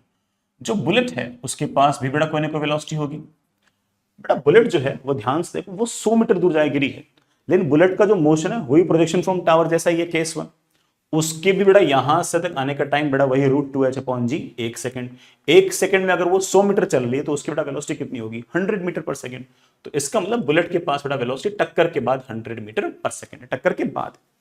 मुझसे पूछा बुलेट की इनिशियल वेलोसिटी क्या होगी, बेटा बुलेट की इनिशियल वेलोसिटी क्या होगी, उसके लिए बुलेट और बॉल के बीच में लीनियर मोमेंटम कंजर्व कर सकते हैं। ये हमारे पास बड़ा कोई मतलब इलास्टिक कोलिजन नहीं है कि हम कह दें कि इनिशियल काइनेटिक और फाइनल काइनेटिक बराबर है, सिर्फ हम लीनियर मोमेंटम ही कंजर्व कर सकते हैं। बुलेट के पास बड़ा इनिशियल मोमेंटम है 0.01 इंटू वी, बॉल के पास बड़ा मोमेंटम है 0। बाद में बॉल के पास बड़ा मोमेंटम है 0.2 kg, बड़ा इसका मास है, बड़ा वेलोसिटी 20 है, 0.01 बड़ा बुलेट के पास है और उसके पास बड़ा वेलोसिटी 100 है। बड़ा ये तो कितना आ गया 4 और बड़ा कितना आ गया 5। मेरे पास बड़ा v की वैल्यू आ गई, बड़ा that is 5 divide by 0.01, I think बड़ा वेलोसिटी आ गई है 500 मीटर पर सेकंड। तो हम बड़े आराम से कह सकते हैं कि बुलेट के पास वेलोसिटी टक्कर से पहले जो है बड़ा वो 500 मीटर पर सेकंड। आगे चलते हैं बेटा, नेक्स्ट इज अगेन बेटा एक आसान सा सवाल। ऑल द बेटा ये वाला सवाल इस चैप्टर का है नहीं, बस मैंने इसमें ऐसे ले लिया क्योंकि इसमें एक जगह बेटा मेरे ख्याल से ना शायद कोई इंपल्स टर्म लिखी हुई थी। अगर अदरवाइज बेटा ये वाला सवाल जो है वर्क एनर्जी थ्योरम का ही है। A block of mass 0.18 kg is attached to a spring constant 2 Newton per meter. The coefficient of friction between block and floor is 0.1. ठीक है बेटा, ब्लॉक और बेटा जो नीचे वाला सरफेस है उसकी जो कोफिशिएंट ऑफ फ्रिक्शन 0.1 है। Initially the block is at rest, बड़ा शुरू में ब्लॉक रेस्ट पे है और स्प्रिंग जो है वो नेचुरल लेंथ पे है unstretched. An impulse is given, बड़ा इंपल्स मतलब इस ब्लॉक को आपने कोई ठोकर दे दी, ठीक है। ये इंपल्स शब्द इस चैप्टर का था इसलिए बड़ा मैंने यहां पर करा दिया, अदरवाइज बड़ा ये वाला सवाल तुमने वर्क एनर्जी थ्योरम में करा सकता था। जैसे ही ठोकर दे दी बेटा इस ब्लॉक के पास कोई ना कोई वेलोसिटी आ गई। The block slides A distance 0.06, बड़ा ब्लॉक जो 0.06 मीटर आगे चलता है और वहां जाकर बड़ा वो फाइनली रुक जाता है। मैं ये नहीं कह रहा कि परमानेंटली रुक जाता है, लेकिन एक इंस्टेंट के लिए बड़ा वो जाके रुक जाता है 0.06 मीटर चलने के बाद। The initial velocity of block, बड़ा ब्लॉक की इनिशियल वेलोसिटी पूछिए। तो एक तरह से बड़ा ब्लॉक की फाइनल वेलोसिटी और ब्लॉक की इनिशियल वेलोसिटी को रिलेट करने के लिए कहा है। जब भी इनिशियल वेलोसिटी और फाइनल वेलोसिटी को रिलेट करें तो बड़ा हमेशा टोटल मैकेनिकल एनर्जी कंजर्वेशन या फिर वर्क एनर्जी थ्योरम सोचनी चाहिए। यहां पर टोटल मैकेनिकल एनर्जी कंजर्वेशन इसलिए नहीं सोच सकते क्योंकि जैसे ही ब्लॉक बड़ा आगे जाएगा इस पे फ्रिक्शन लगेगा पीछे। अगर बड़ा m मास का ब्लॉक बोल दूं थोड़ा फ्रिक्शन लगेगा पीछे की तरफ, बड़ा म्यू mg फ्रिक्शन लगेगा पीछे, डिस्प्लेसमेंट आगे। बड़ा फ्रिक्शन एक नॉन कंजर्वेटिव फोर्स है और उसके वर्क डन की प्रेजेंस के अंदर हम टोटल मैकेनिकल एनर्जी कंजर्व नहीं कर सकते। तो क्या करेंगे बेटा वर्क एनर्जी थ्योरम, यहां से लेकर यहां तक बेटा पूरे सिस्टम पर वर्क एनर्जी थ्योरम लगाइए। वर्क एनर्जी थ्योरम कहते हैं कि work done by all the forces is always equals to change in kinetic energy. कौन से फोर्सेस हैं बेटा इस ब्लॉक पे, मेरे ख्याल से बड़ा ग्रेविटी है, नॉर्मल है, स्प्रिंग फोर्स है और बड़ा आपका फ्रिक्शन है। सबका work done is equals to K final minus K initial. सब बच्चों को नजर आ गया होगा कि ग्रेविटी का और नॉर्मल का वर्क डन तो 0 है। ग्रेविटी बेटा वर्टिकल में लग रही है, डिस्प्लेसमेंट हॉरिजॉन्टल में है, नॉर्मल वर्टिकल में है, डिस्प्लेसमेंट हॉरिजॉन्टल में है, एंगल बेटा उनकी 90 है तो उनका वर्क डन तो आएगा नहीं। Work done bye spring, natural length से x का कंप्रेशन आता है थोड़ा उस केस में स्प्रिंग का वर्डन ऑफ कोर्स नेगेटिव आएगा, क्योंकि स्प्रिंग पूरे रास्ते फोर्स लगाएगा इधर की तरफ, डिस्प्लेसमेंट इस तरफ, तो वर्डन नेगेटिव। और फॉर्मूला बेटा हमें याद है, माइनस हाफ इंटू के इंटू बेटा एक्स का स्क्वायर, कितना अंदर चला गया बेटा 0.06 चला गया था का स्क्वायर, प्लस बेटा वर्डन बाय फ्रिक्शन, फ्रिक्शन का वर्डन बेटा very easy, mu M G बड़ा फोर्स लग रहा है इस तरफ और इधर की तरफ डिस्प्लेसमेंट है एक्स, बड़ा दोनों बीच में एंगल 180 है तो नेगेटिव वर्डन आएगा बड़ा minus mu M G into X, minus mu बड़ा म्यू है 0.1, सॉरी बेटा 0.1, मास है बेटा कितना 0.18, बेटा जी है 10, एक्स की बेटा वैल्यू है 0.06 and it should be equal to K final, बेटा final kinetic energy 0, initial kinetic energy है हाफ इंटू बेटा मास है 0.18 इंटू मेरे बच्चे जो भी बड़ा वेलोसिटी इनिशियल है उसका स्क्वायर।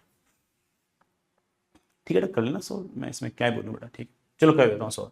बेटा 2 से 2 कैंसिल हो गया, माइनस से माइनस कैंसिल हो गया, बेटा मेरे ख्याल से बेटा ये आ गया 36 इंटू 10⁻⁻⁴ प्लस, हाँ बेटा ये कितना आएगा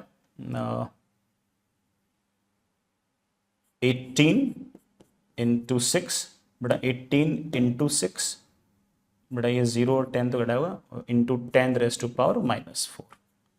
सही तो कह रहा ना, 18 into 6 10⁻⁻⁴ should be equal to बेटा व्हाट हाफ इंटू 0.18 इंटू बेटा वी स्क्वायर, तो वी स्क्वायर की बेटा मेरे पास वैल्यू आ गई है बेटा कितनी 2 इंटू बेटा 36 इंटू 10⁻⁻⁴, हाँ बेटा प्लस ये बेटा उधर गया तो 2 चला गया बेटा इस तरह से आपके पास ऊपर, 18/0.18 बेटा कितना हो गया 100, 6 बेटा पहले से ऊपर है और 10⁻⁻⁴ करते बेटा कोशिश, मेरे ख्याल से आसान सा आंसर आ जाएगा शायद बेटा V square is equals to, बेटा ये दोनों गए तो 200 बचा, 200 बेटा कितना हो गया 400 इंटू 10⁻⁻⁴ प्लस बेटा जी बेटा 6 और 2 12,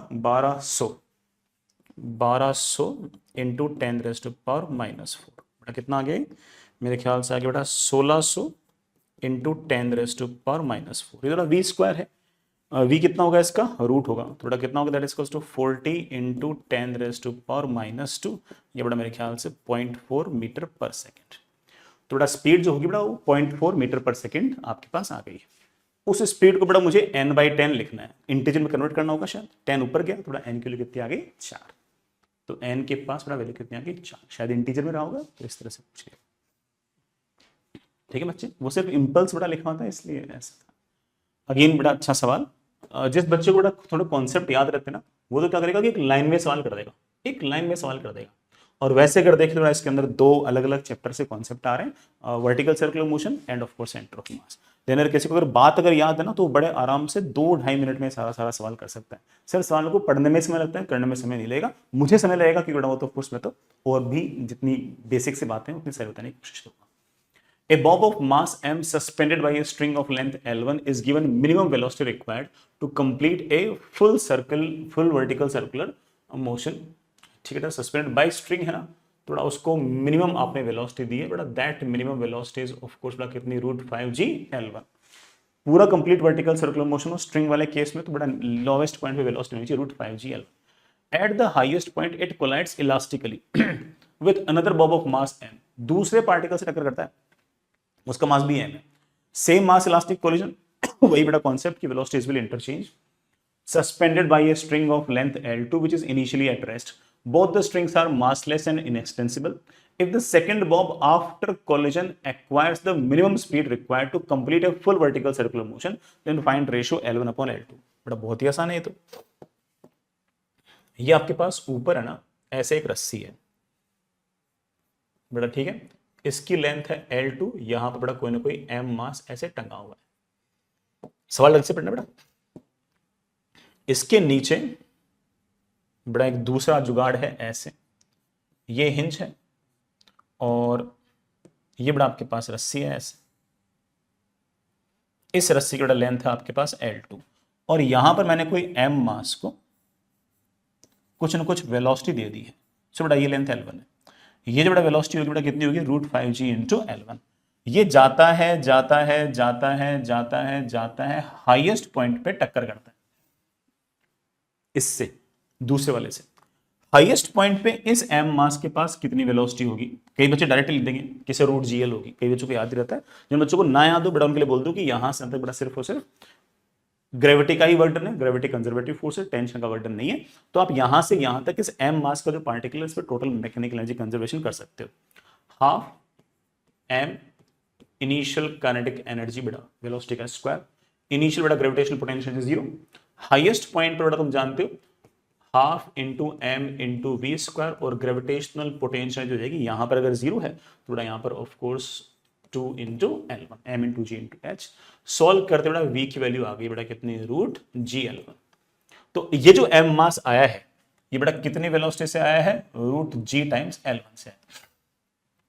यहां पर ये दूसरा मास पड़ा है बेटा, उससे टक्कर हुई, ये रेस्ट पे है और इस एम मास के पास वेलोसिटी है रूट जी L1। दोनों का सेम मास है, इलास्टिक कोलिजन है, you don't have to do any calculation. अगर मान लो कि ई की वैल्यू हाफ होती है कुछ और होता तो कैलकुलेशन करनी पड़ती। सेम मास इलास्टिक कोलिजन है तो इसकी जीरो आ जाएगी इसके पास और इसकी रूट जी L1 आ जाएगी इसके पास। तो अब इस एम मास के पास वेलोसिटी कितनी आ गई, रूट जी L1। देन ये बोल रखा है कि ये वाला पार्टिकल भी जस्ट वर्टिकल सर्कुलर मोशन कर पा रहा है। अब अगर ये वाला particle just vertical circular motion कर पा रहा है तो इसके पास जो वेलोसिटी है it should be equal to बेटा root 5 into G into L2। बड़ा जी से जी कैंसिल, मेरे पास आ गया 5 times L2 is equals to L1। बड़ा मेरे पास L2 अपॉन L1 की बड़ा वैल्यू कितनी आ गई है, 5। सॉरी बेटा L1 अपॉन L2 की बड़ा वैल्यू कितनी आ गई है, मुझसे बड़ा शायद L1 अपॉन L2 पूछ रखा है। ऑफ कोर्स बेटा L1 plus L2 comes out to be 5। Although question would have been interesting अगर बेटा आपका coefficient of restitution है ना 1 ना होता, इलास्टिक कोलिजन ना होता, तो do the question again if E is equals to बेटा हाफ। ठीक है, तब क्या करोगे, टक्कर के बाद इसकी वेलोसिटी कितनी होगी वो कैसे निकालोगे, दो इक्वेशन से, एक मोमेंटम की इक्वेशन से और बेटा दूसरी आपकी E की इक्वेशन से। फिर जो वेलोसिटी आए बेटा उसको फिर तुम वापस से रूट 5G L2 लिख देना, आपको बेटा आंसर आ जाएगा। ये मैंने नया सवाल बताया, बेटर सवाल बताया, कर लेना। ठीक है, आगे चलते हैं बेटा। अच्छा सवाल, कॉन्सेप्चुअल सा सवाल बेटा, कोई बहुत ऐसे हाई फाई कैलकुलेशन है ही नहीं यार। हालांकि बच्चों को बड़ा लैंग्वेज पढ़ने में दिक्कत आती है बट ठीक है। A particle of mass m is projected from ground with initial speed u0 at a height alpha. थोड़ा उसका मोशन कैसा होगा, प्रोजेक्टाइल होगा। एक m मास के बड़ा पार्टिकल को हमने हॉरिजॉन्टल से अल्फा एंगल पे फेंक दिया with horizontal at the highest point of its trajectory it makes a completely inelastic collision with another identical particle। किसी दूसरे पार्टिकल से बड़ा ये हाईएस्ट पॉइंट पे टकराता है। बेटा पहले पता तो कर लें कि हाईएस्ट पॉइंट कितना ऊपर होता है। बेटा हाईएस्ट पॉइंट दूर होता है, बेटा मैक्सिमम हाइट कितनी होती है, you square sine square alpha upon 2g। और हाईएस्ट पॉइंट पर तुम तो बड़ा जानते हो, इतने स्मार्ट हो कि हाईएस्ट पॉइंट पर इसके पास सिर्फ और सिर्फ हॉरिजॉन्टल डायरेक्शन में ही वेलोसिटी बचती है एंड दैट इज बेटा of course you cos alpha. Vertical बचती नहीं बेटा, ठीक है। और हॉरिजॉन्टल में पूरे रास्ते बेटा वेलोसिटी कांस्टेंट रहती है यू कॉस अल्फा। ये किससे टक्कर करता है, एक दूसरा identical particle which was thrown vertically upwards from ground with the same initial speed u0। ये एक दूसरे पार्टिकल से टकराता है जो बड़ा उसी टाइम पर फेंका गया u0 स्पीड से वर्टिकली ऊपर की तरफ। बड़ा वर्टिकली अगर ऊपर की तरफ फेंका गया है तो दूसरा वाला पार्टिकल यहां से तो फेंका नहीं गया होगा, यहीं से फेंका गया होगा। ये चलते चलते यहां से यहां आया होगा, ये चलते चलते बड़ा यहां से यहां आया होगा। ठीक है, ये चलते चलते यहां से आया, ये बड़ा ये चलते चलते चलते चलते चलते चलते यहां से यहां। ठीक है, अरे बेटा दोनों को एक साथ नहीं फेंका गया, एक साथ पहुंचे हैं। ठीक, एक साथ बेटा सिर्फ पहुंचे। ठीक, और वो दोनों के दोनों बेटा क्या करते हैं, दोनों के दोनों टक्कर करते हैं और कैसे करते हैं, कंप्लीटली इलास्टिक कोलिजन। तो ऑफ कोर्स आके टकरा के चिपक जाएंगे। चिपकने के बाद क्या होगा, the angle that composite system मतलब जो 2m मास का नया सिस्टम बन गया, that makes with the horizontal. Horizontal का सवाल कितना एंगल बनाएगा ये पूछा। तो ये जो m मास आपने फेंका है ये आया आया आया आया आया आया, इस m मास के पास कोई ना कोई वर्टिकल डायरेक्शन में वेलोसिटी होगी। ये वेलोसिटी मैं बड़े आराम से निकाल सकता हूं। मैं कह सकता हूं कि यहां पर वेलोसिटी u0 है तो यहां पर u0 दे रखिएगा, हाँ तो ये u0 लिख दो। अगर यहां पर वेलोसिटी u0 है तो यहां पर वेलोसिटी कितनी होगी बेटा, यहां पर वेलोसिटी होगी u0 का स्क्वायर -2 इंटू जी इंटू बेटा यहां से तक की height, that is u square sine square alpha upon 2g। बेटा 2g से 2g कैंसिल, बेटा ये आपका u0 का स्क्वायर बाहर आ जाएगा 1 माइनस साइन स्क्वायर बड़ा कॉस स्क्वायर अल्फा हो गया, तो बड़ा ये वाली बड़ा वेलोसिटी कितनी हो गई है, यू नॉट का कॉस अल्फा। तो टक्कर के बाद बेटा सॉरी टक्कर से पहले ये जो ऊपर की तरफ बॉल फेंकी गई है इसकी वेलोसिटी भी यू नॉट कॉस अल्फा ही है। बस इतना सा फर्क है कि पहले वाले पार्टिकल के पास बड़ा velocity u naught cos alpha horizontal में है और दूसरे वाले पार्टिकल के पास velocity u naught cos alpha vertical में। इसके पास speed u naught cos alpha ही होगी, कोई बच्चा डायरेक्ट भी कह सकता था।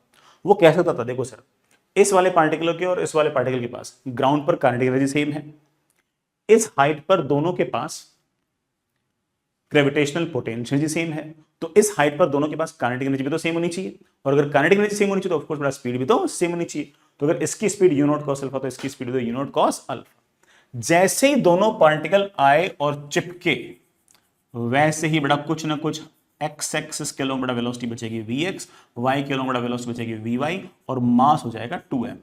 क्या बेटा मैं इस कंडीशन से लेकर इस कंडीशन तक एनर्जी कंजर्व कर सकता हूं? आप बोलोगे सर ऑफ कोर्स नॉट, यहां पर तो हमारे पास एक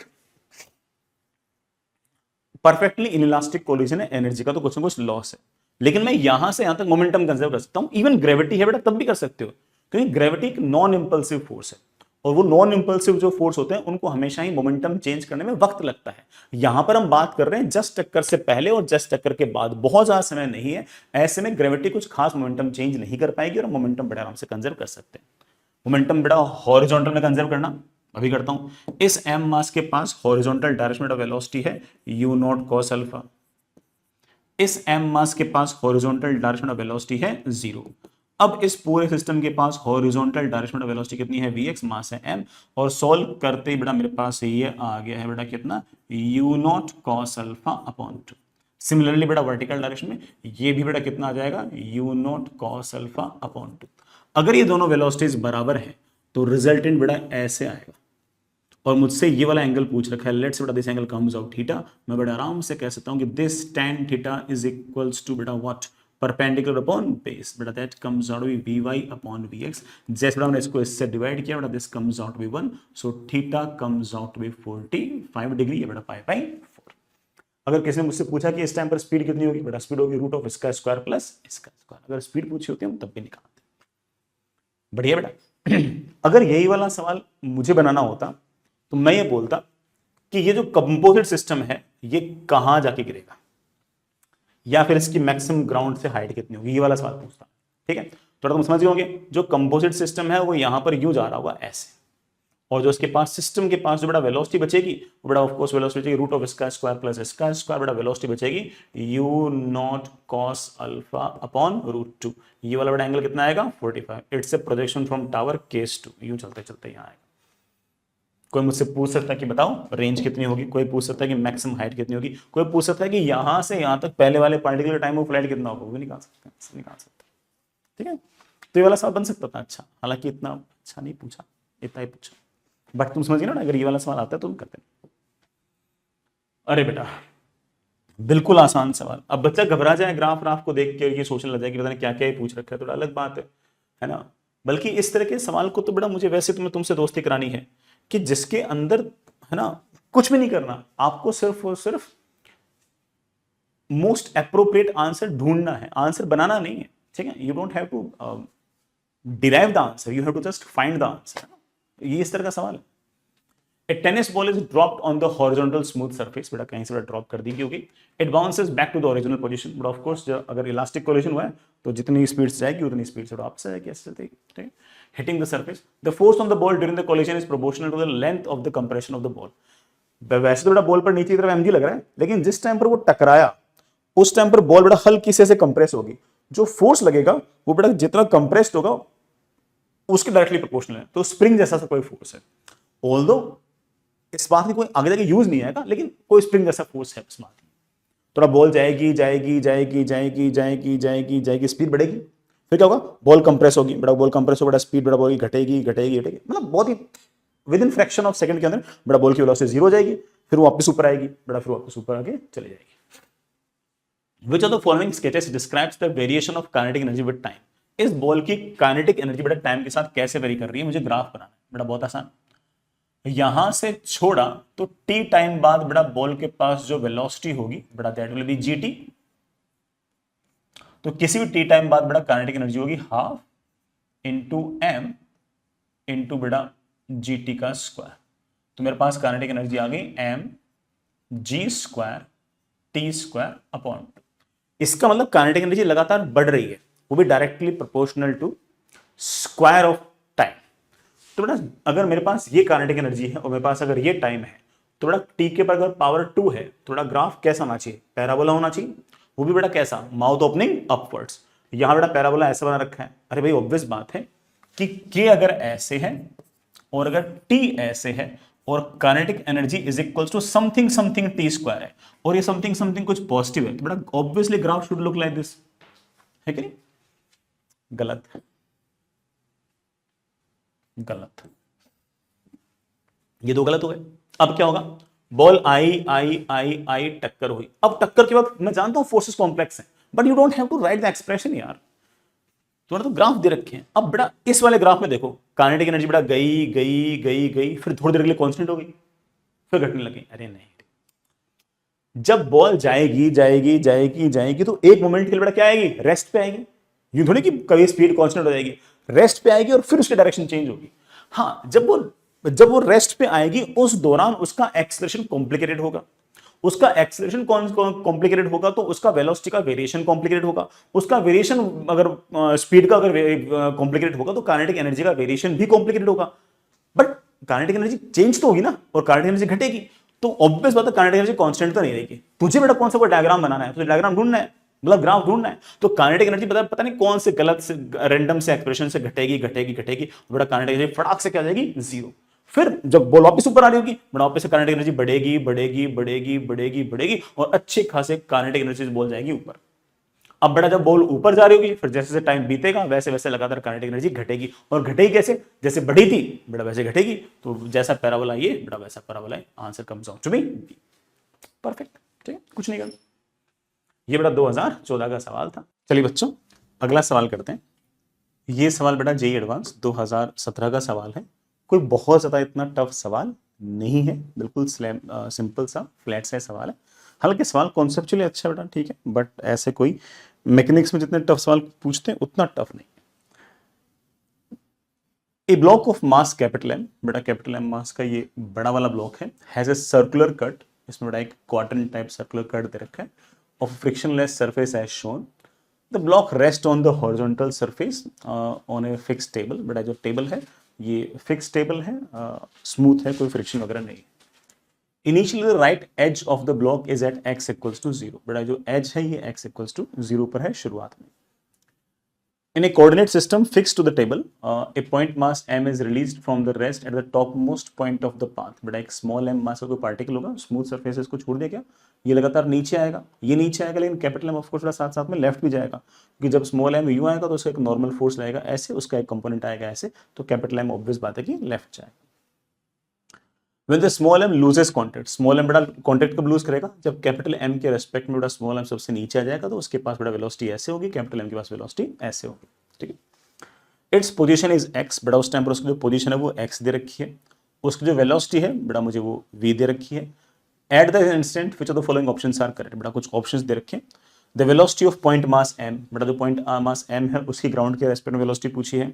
the x component of displacement of centre of mass of block of capital m, capital m का कितना डिस्प्लेसमेंट हो, ऑफ कोर्स लेफ्ट में जाएगा तो उसका कोई ना कोई डिस्प्लेसमेंट होगा, वो मुझसे पूछा है। The position of point mass is, the position of point mass is, बेटा जो पॉइंट मास है ना उसका एक्स कोऑर्डिनेट कितना होगा, शुरुआत में एक्स, शुरुआत में तो बेटा इसका एक्स कोऑर्डिनेट माइनस आर है, कब पूछा है, जब बेटा वो कॉन्टेक्ट लूज करेगा तब पूछा है। देखते हैं आता नहीं आता।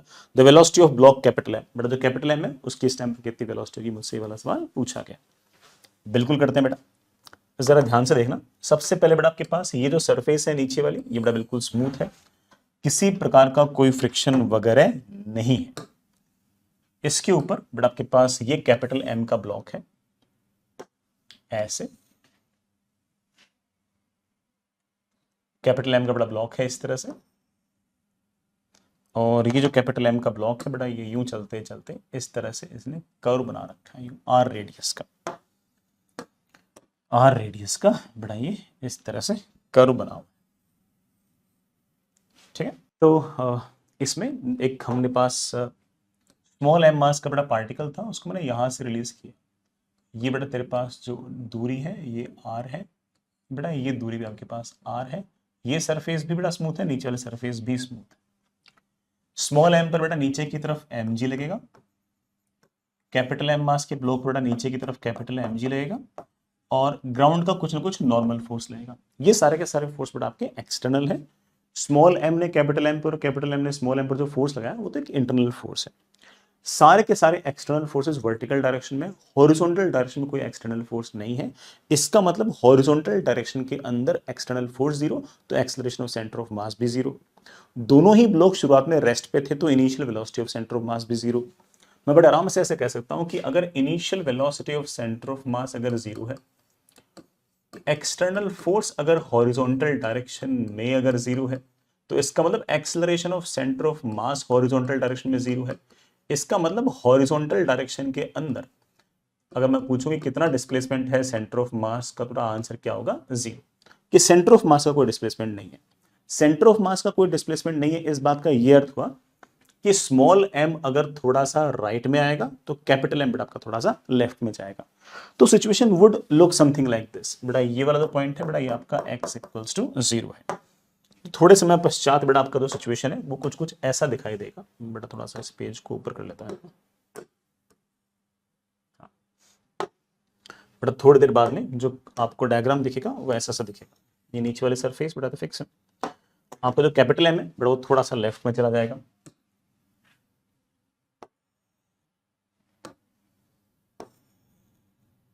ऐसे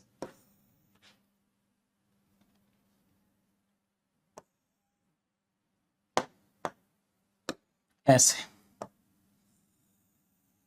यू, ठीक है बेटा। स्मॉल m जो है बेटा वो चलते चलते चलते यहां आ गया। बेटा small m just contact leave करने वाला है, इसी टाइम की बात हो रही है बेटा। इसके पास वेलोसिटी में v मान लेता हूं, कैपिटल M के पास बेटा मैं लेफ्ट में वेलोसिटी मान लेता हूं एक बार के लिए v डैश। मैं ऐसा मान लेता हूं कि कैपिटल M जो है वो लेफ्ट में चला गया बेटा, लेट से कितना x। बेटा स्मॉल m को जरा ध्यान से देखो बेटा, वो राइट में आ गया बेटा, कितना आ गया r माइनस एक्स। बेटा कोई दिक्कत तो नहीं है? जो आपका स्मॉल m है गौर से देखिएगा बेटा, यहां से यहां तक की टोटल दूरी बेटा कितनी थी? r थी। मैं बड़े आराम से ऐसे कह सकता हूं कि आपका जो स्मॉल m है वो हॉरिजॉन्टल डायरेक्शन में, वो हॉरिजॉन्टल डायरेक्शन में इतना आ गया इधर की तरफ। बेटा यहां से यहां तक की कुल दूरी बेटा आपके पास बेटा कितनी है? r।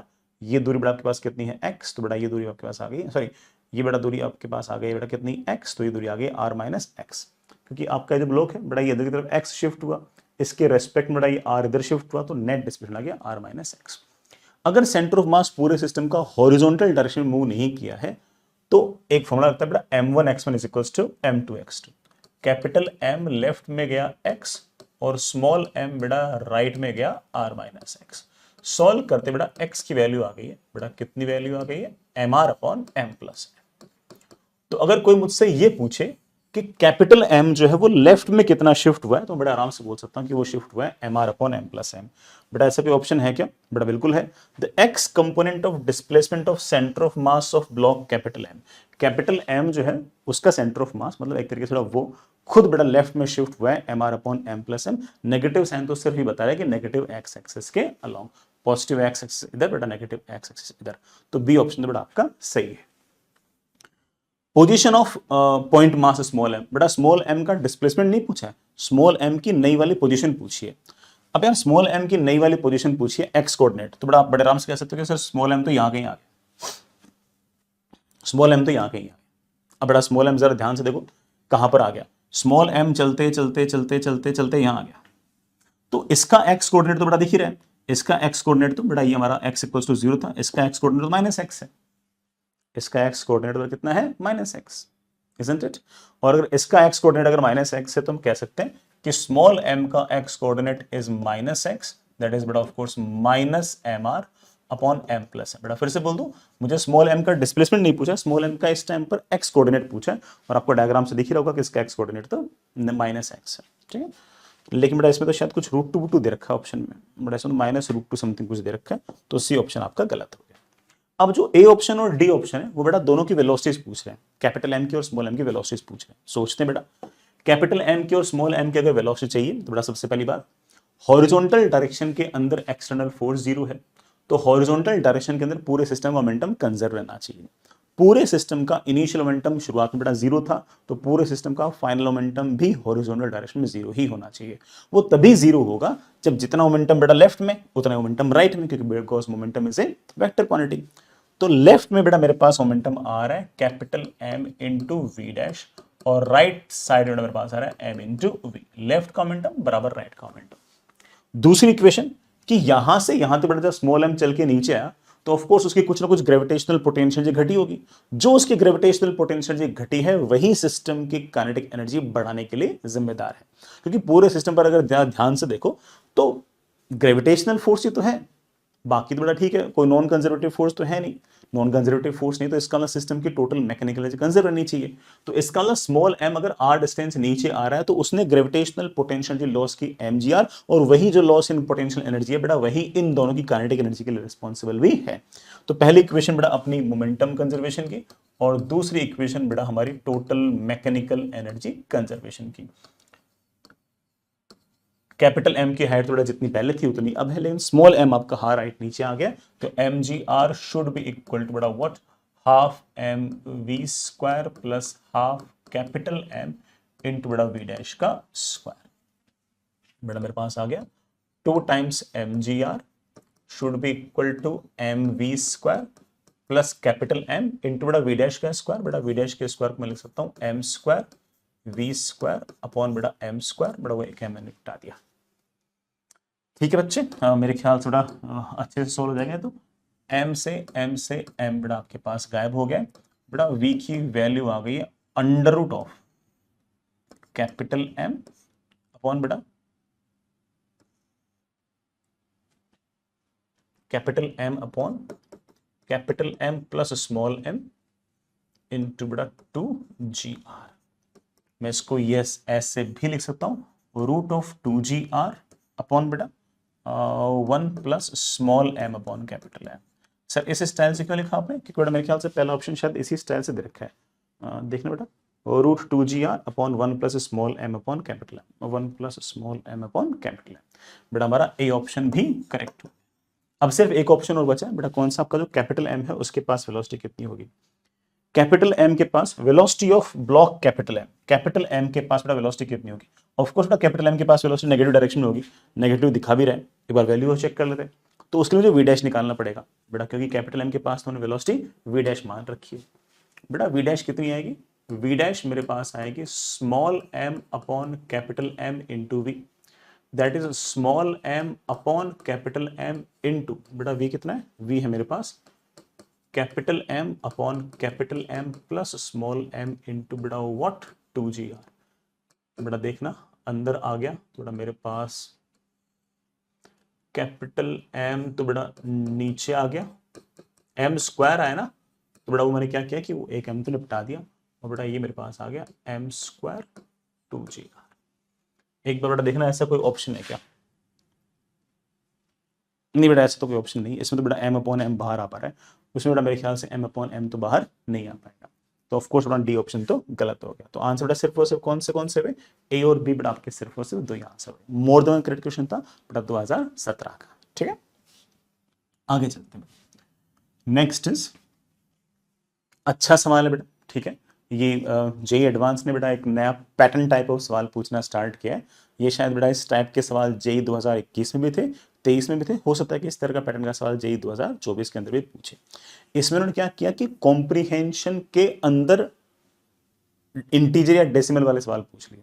ऊपर तो कॉम्प्रिहेंशन लिखा है लेकिन नीचे जो सवाल है ना उसमें ऐसे SCQ टाइप नहीं है, उसमें सवाल कैसे हैं बेटा वो अपने क्या कहते हैं उसको डेसिमल टाइप वाले से सवाल, अच्छे सवाल बड़े सवाल, इसी तरह का सवाल करने में आदत भी थोड़ी पड़ जाएगी। A pendulum consist of bob of mass 0.1 kg, बेटा डायग्राम में खुद बनना पड़ेगा, and massless inextensible string of length बेटा 1 मीटर। ठीक है it is suspended from fixed point of length fixed point at a height 0.9 metre above frictionless horizontal floor. तो बेटा एक बात समझ में आ गई मेरे ख्याल से कि जो फ्लोर है बेटा उससे 0.9 मीटर ऊपर बेटा में टांग रखा है, लेकिन रस्सी की जो लेंथ है वो 1 मीटर है, तो इसका मतलब रस्सी आपकी स्लैक होगी। ठीक है, डायग्राम समझ गए।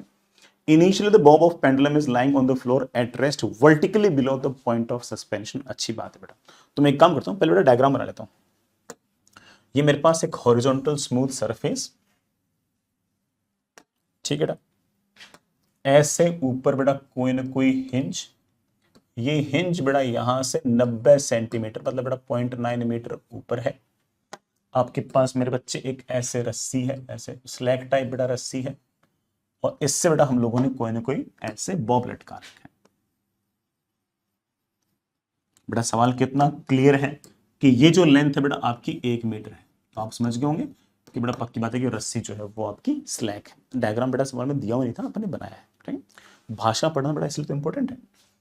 ठीक है, हाँ, ए हॉरिजॉन्टल इंपल्स, ठीक है बेटा, हॉरिजॉन्टल इंपल्स ऑफ अच्छा बेटा 0.2 kg मीटर पर second is imparted on the bob at some instant. बेटा हॉरिजॉन्टल डायरेक्शन में एक इंपल्स लगाया गया, ये ब्लॉक जिसका मास 0.1 kg है, इस पर सामने की तरफ एक इंपल्स लगाई गई बेटा जे, और उस इंपल्स की बेटा वैल्यू है कितनी बेटा 0.2 kg मीटर पर सेकंड।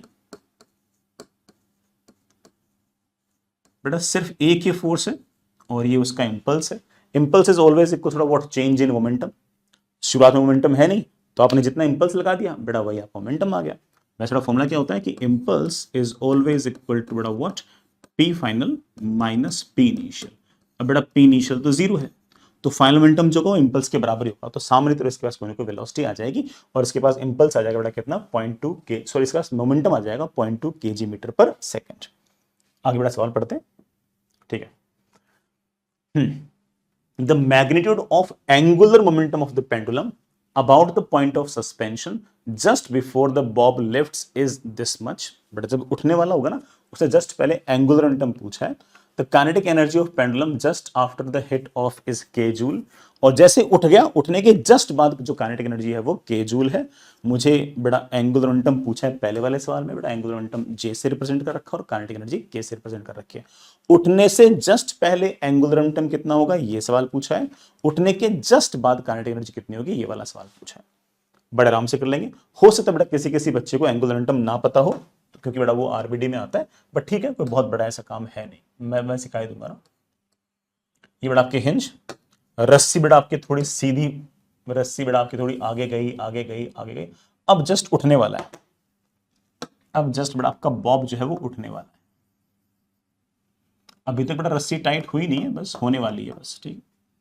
और ये उठने वाला है, इसके पास बेटा सामने की तरफ मोमेंटम है एंड दिस मोमेंटम इज बेटा कितना, this momentum is 0.2 kg metre पर सेकंड। ठीक है ना, हम ये भी निकाल सकते हैं कि कितनी दूरी चलने के बाद जस्ट उठने वाला होगा। उठेगा तब जब रस्सी जस्ट टाइट होगी, जब रस्सी जस्ट टाइट होगी तो ये लेंथ बेटा आपके पास हो जाएगी 100 सेंटीमीटर। बेटा ये लेंथ आपके पास कितनी है 90 सेंटीमीटर, तो ये दूरी हम निकाल सकते हैं निकालना चाहे तो, है ना, पाइथागोरस थ्योरम से। बट ये पूछा नहीं, मुझसे पूछा है कि यहाँ के अबाउट एंगुलर मोमेंटम क्या होगा। बेटा एंगुलर मोमेंटम आपके पास हमेशा होगा momentum multiplied by perpendicular distance. ये जो मोमेंटम है ना, इस मोमेंटम की लाइन को पीछे की तरफ खींचो खींचो खींचो खींचो खींचो खींचो, और जहां से एंगुलर मोमेंटम निकालना है बेटा वहां से इस पर आप एक परपेंडिकुलर खींच दो। ये जो परपेंडिकुलर है बेटा आपका ये होगा आर परपेंडिकुलर। मोमेंटम बेटा मेरे पास कितना है 0.2 kg मीटर पर सेकंड। बेटा परपेंडिकुलर डिस्टेंस यहां से तक आपके पास बेटा कितनी 0.9 मीटर। सो आंसर बेटा मेरे पास आ गया शायद 0.18 kg मीटर स्क्वायर पर सेकंड।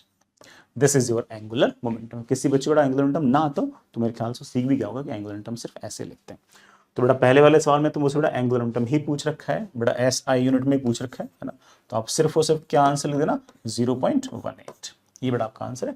यूनिट बेटा पहले से वहां पर लिखी हुई है, तो you don't have to write the unit again. Of course बेटा सवाल इंटीजर है तो यूनिट तो क्यों लिखना। परफेक्ट, ये सवाल तो बेटा बहुत आसान था। अगला थोड़ा टफ है कि काइनेटिक एनर्जी कितनी होगी। The kinetic energy of the pendulum just after it lift toss, जैसे वो उठेगा ना उसके बाद काइनेटिक एनर्जी कितनी होगी। इसके लिए मुझे ऑब्वियस बात है कि ना जस्ट उठने के बाद उसकी स्पीड निकालनी पड़ेगी। मेन बात तो बेटा वो है, तो वो हम करते हैं आराम से बेटा, कोई जल्दबाजी नहीं। आपके पास कहानी क्या है,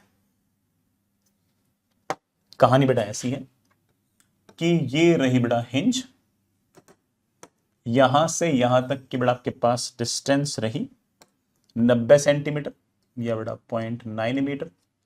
रस्सी बेटा जस्ट टाइट होने वाली है ऐसे। रस्सी की जो लेंथ है बेटा आपके पास वो है 1 मीटर। ये आपके पास बेटा कोई ना कोई बॉब है ऐसे, ठीक है ना। इस बॉब के पास सामने की तरफ कोई ना कोई वेलोसिटी है। बेटा वेलोसिटी कितनी होगी, मोमेंटम अपॉन मास। बेटा मोमेंटम कितना है 0.18 था शायद, बेटा 0.18 था ना, नहीं 0.9 था। कितना बेटा इंपल्स दिया था अपन ने, सॉरी बेटा इंपल्स दिया था 0.2, ठीक। तो मोमेंटम बेटा आपके पास है 0.2, बेटा मास आपके पास है 0.1, बेटा वेलोसिटी आ गई है सामने की तरफ 2 मीटर पर सेकेंड। लेकिन ये 2 मीटर पर सेकेंड बेटा तब था जब ये सामने की तरफ चलता जा रहा है। अब जस्ट उठने वाला बेटा, जस्ट उठने वाला है, जस्ट उठने वाला होगा बेटा, तब ये लेंथ आपके पास बेटा कितनी होगी 1 मीटर। बेटा let's say this angle comes out to be theta. अब बेटा ये वेलोसिटी है, ठीक है। मैंने बेटा ऐसे एक परपेंडिकुलर और खींच दिया ऐसे। अब गौर करना बेटा, अगर मेरे पास ये वाला एंगल थीटा है, ये मैंने वर्टिकल लाइन खींच दी। अगर ये लाइन बेटा मैं सामने की तरफ ऐसे लेते जाऊं, तो अगर ये वाला एंगल थीटा बेटा, this angle also comes out to be theta, this angle comes out to be 90 minus theta, बेटा this angle again comes out to be theta. अगर ये वाला एंगल थीटा है बेटा, v के पास इधर की तरफ एक कंपोनेंट होगा v cos थीटा, और बेटा इधर की तरफ एक कंपोनेंट होगा v sin थीटा। अब होगा क्या मेरे बच्चे कि जैसे ही रस्सी टाइट हुई तभी तो बेटा ये ऊपर की तरफ उठना स्टार्ट होगा, तभी तो बेटा आपका जो बॉब है ना, अब ये ऊपर की तरफ यूं जाएगा ऐसे। तो जैसे ही रस्सी टाइट हो गई ये v sin थीटा वाला कंपोनेंट तो गायब हो जाएगा, क्योंकि अब बेटा इस तरफ वेलोसिटी रह ही नहीं सकती। अगर इस तरफ वेलोसिटी रह जाएगी तो फिर तो रस्सी टूट जाएगी, रस्सी टूटनी चाहिए नहीं, इसलिए ये वाली वेलोसिटी खड़ाक से जीरो हो जाएगी, सिर्फ और सिर्फ ये वाली वेलोसिटी ही बचेगी। तो अब आपके पास जो काइनेटिक एनर्जी हो वो होगी जस्ट टाइट होने के बाद हाफ m स्पीड का स्क्वायर। बेटा स्पीड जो है आपके पास अब वो v नहीं है, v cos थीटा है। बेटा हाफ ठीक है, मास बेटा शायद मुझे 0.1 kg दे रखा है, v स्क्वायर बेटा v हमने बड़ी मेहनत से निकाला है बेटा 2 का स्क्वायर बेटा 4 इंटू कॉस स्क्वायर थीटा। बेटा कॉस स्क्वायर थीटा इस ट्रायंगल को अगर देखना तो बेटा cos theta is of course बेटा बेस अपॉन हाइपोटेन्यूज, बेटा दैट इज 0.9 अपॉन 1, बेटा 0.9 अपॉन 1 का स्क्वायर। ले बेटा 2 से बेटा ये 2 गया, मेरे पास ये आ गया 0.2 इंटू बेटा ये कितना हुआ, मेरे ख्याल से बेटा 0.8, परफेक्ट। बेटा 0.9 का स्क्वायर में कितना होगा 0.81।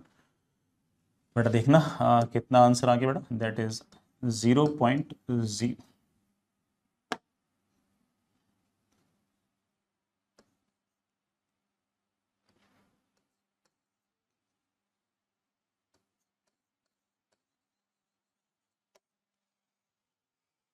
बेटा 0.162 जूल्स बेटा आपकी काइनेटिक एनर्जी। परफेक्ट है, कोई दिक्कत नहीं। आगे चलते हैं, अगला सवाल करते हैं। नेक्स्ट इज बेटा ये जी एडवांस 2018 का सवाल है। ऑल्दो सवाल में बेटा कोई बहुत ज़्यादा सेंटर ऑफ मास का कॉन्सेप्ट यूज नहीं है, सिंपल काइनेमेटिक्स का ही सवाल है, बट मैंने इसको बेटा सेंटर ऑफ मास वाले टॉपिक में इसलिए ले लिया क्योंकि बेटा इसमें अगेन एक बार ये जो इम्पल्स शब्द है इसका यूज कर रखा था, तो बच्चा बेटा काइनेमेटिक्स में इम्पल्स शब्द पढ़ता नहीं, तो मैंने सोचा कि इस सवाल को मैं सेंटर ऑफ मास चैप्टर में ही कराया था। बट फिर भी सेंटर ऑफ मास का कोई बहुत ज़्यादा इसमें यूज नहीं, बस इम्पल्स की डेफिनेशन बताऊँ तो काम चल जाएगा अपना। ए solid horizontal surface is covered with a thin layer of oil. A rectangular block of mass बेटा 0.4 kg is at rest on this surface. बेटा कोई सरफेस है उस पर कोई ऑयल वॉयल होगा और हमने इसके ऊपर बेटा कोई ब्लॉक रख दिया ऐसे। ब्लॉक का जो बेटा मास है बेटा मेरे पास वो 0.4 kg है। An impulse of 1 Newton second is applied on the block at t is equals to 0. बेटा सामने की तरफ एक इम्पल्स लगा दिया जिसकी बेटा वैल्यू है 1.0 न्यूटन सेकेंड। जैसा मैंने आपको समझाया बेटा इम्पल्स मतलब आपने सामने की तरफ ऐसे ठोकर लगा दी, इसके कारण इस ब्लॉक के पास सामने की तरफ कोई ना कोई वेलोसिटी आ जाएगी शुरुआत में। वो वेलोसिटी कितनी होगी वो हम इम्पल्स मोमेंटम थ्योरम से लिख सकते हैं। ये इम्पल्स मोमेंटम थ्योरम कहती है कि सामने की तरफ जो इम्पल्स होगी it is always equals to बेटा final momentum minus initial momentum. Impulse लगा है सामने की तरफ 1, फाइनल मोमेंटम बेटा होगा 0.4 इंटू वी माइनस बेटा इनिशियल मोमेंटम रेस्ट पे था, तो v comes out to be 2.5 metre per second. तो इसका मतलब इस ब्लॉक के पास शुरुआत में जो बड़ा वेलोसिटी होगी वो 2.5 मीटर पर सेकेंड।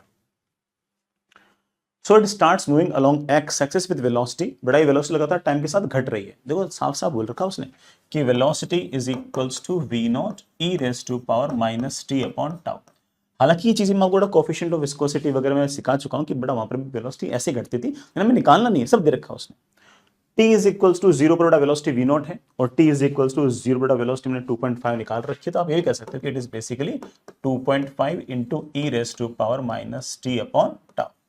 बड़ा t इक्वल टू 0 पट करना ऊपर वाले में, तो t इक्वल टू 0 बड़ा वेलोसिटी कितनी आ रही है v नॉट, और t इक्वल टू 0 पर पहले से निकाल चुके हैं वेलोसिटी 2.5 है। Where v is equal tau की बड़ा वैल्यू दे रखी है 4 सेकंड, तो एक काम करना जहां पर टाउ लिखा हुआ बड़ा वहां पर भी आप 4 लिखते हैं, ठीक है। The displacement of the block in tau time, बेटा टाउ टाइम के अंदर कितना डिस्प्लेसमेंट होगा मुझसे पूछा, मतलब 4 सेकंड में कितना डिस्प्लेसमेंट होगा ये पूछा है।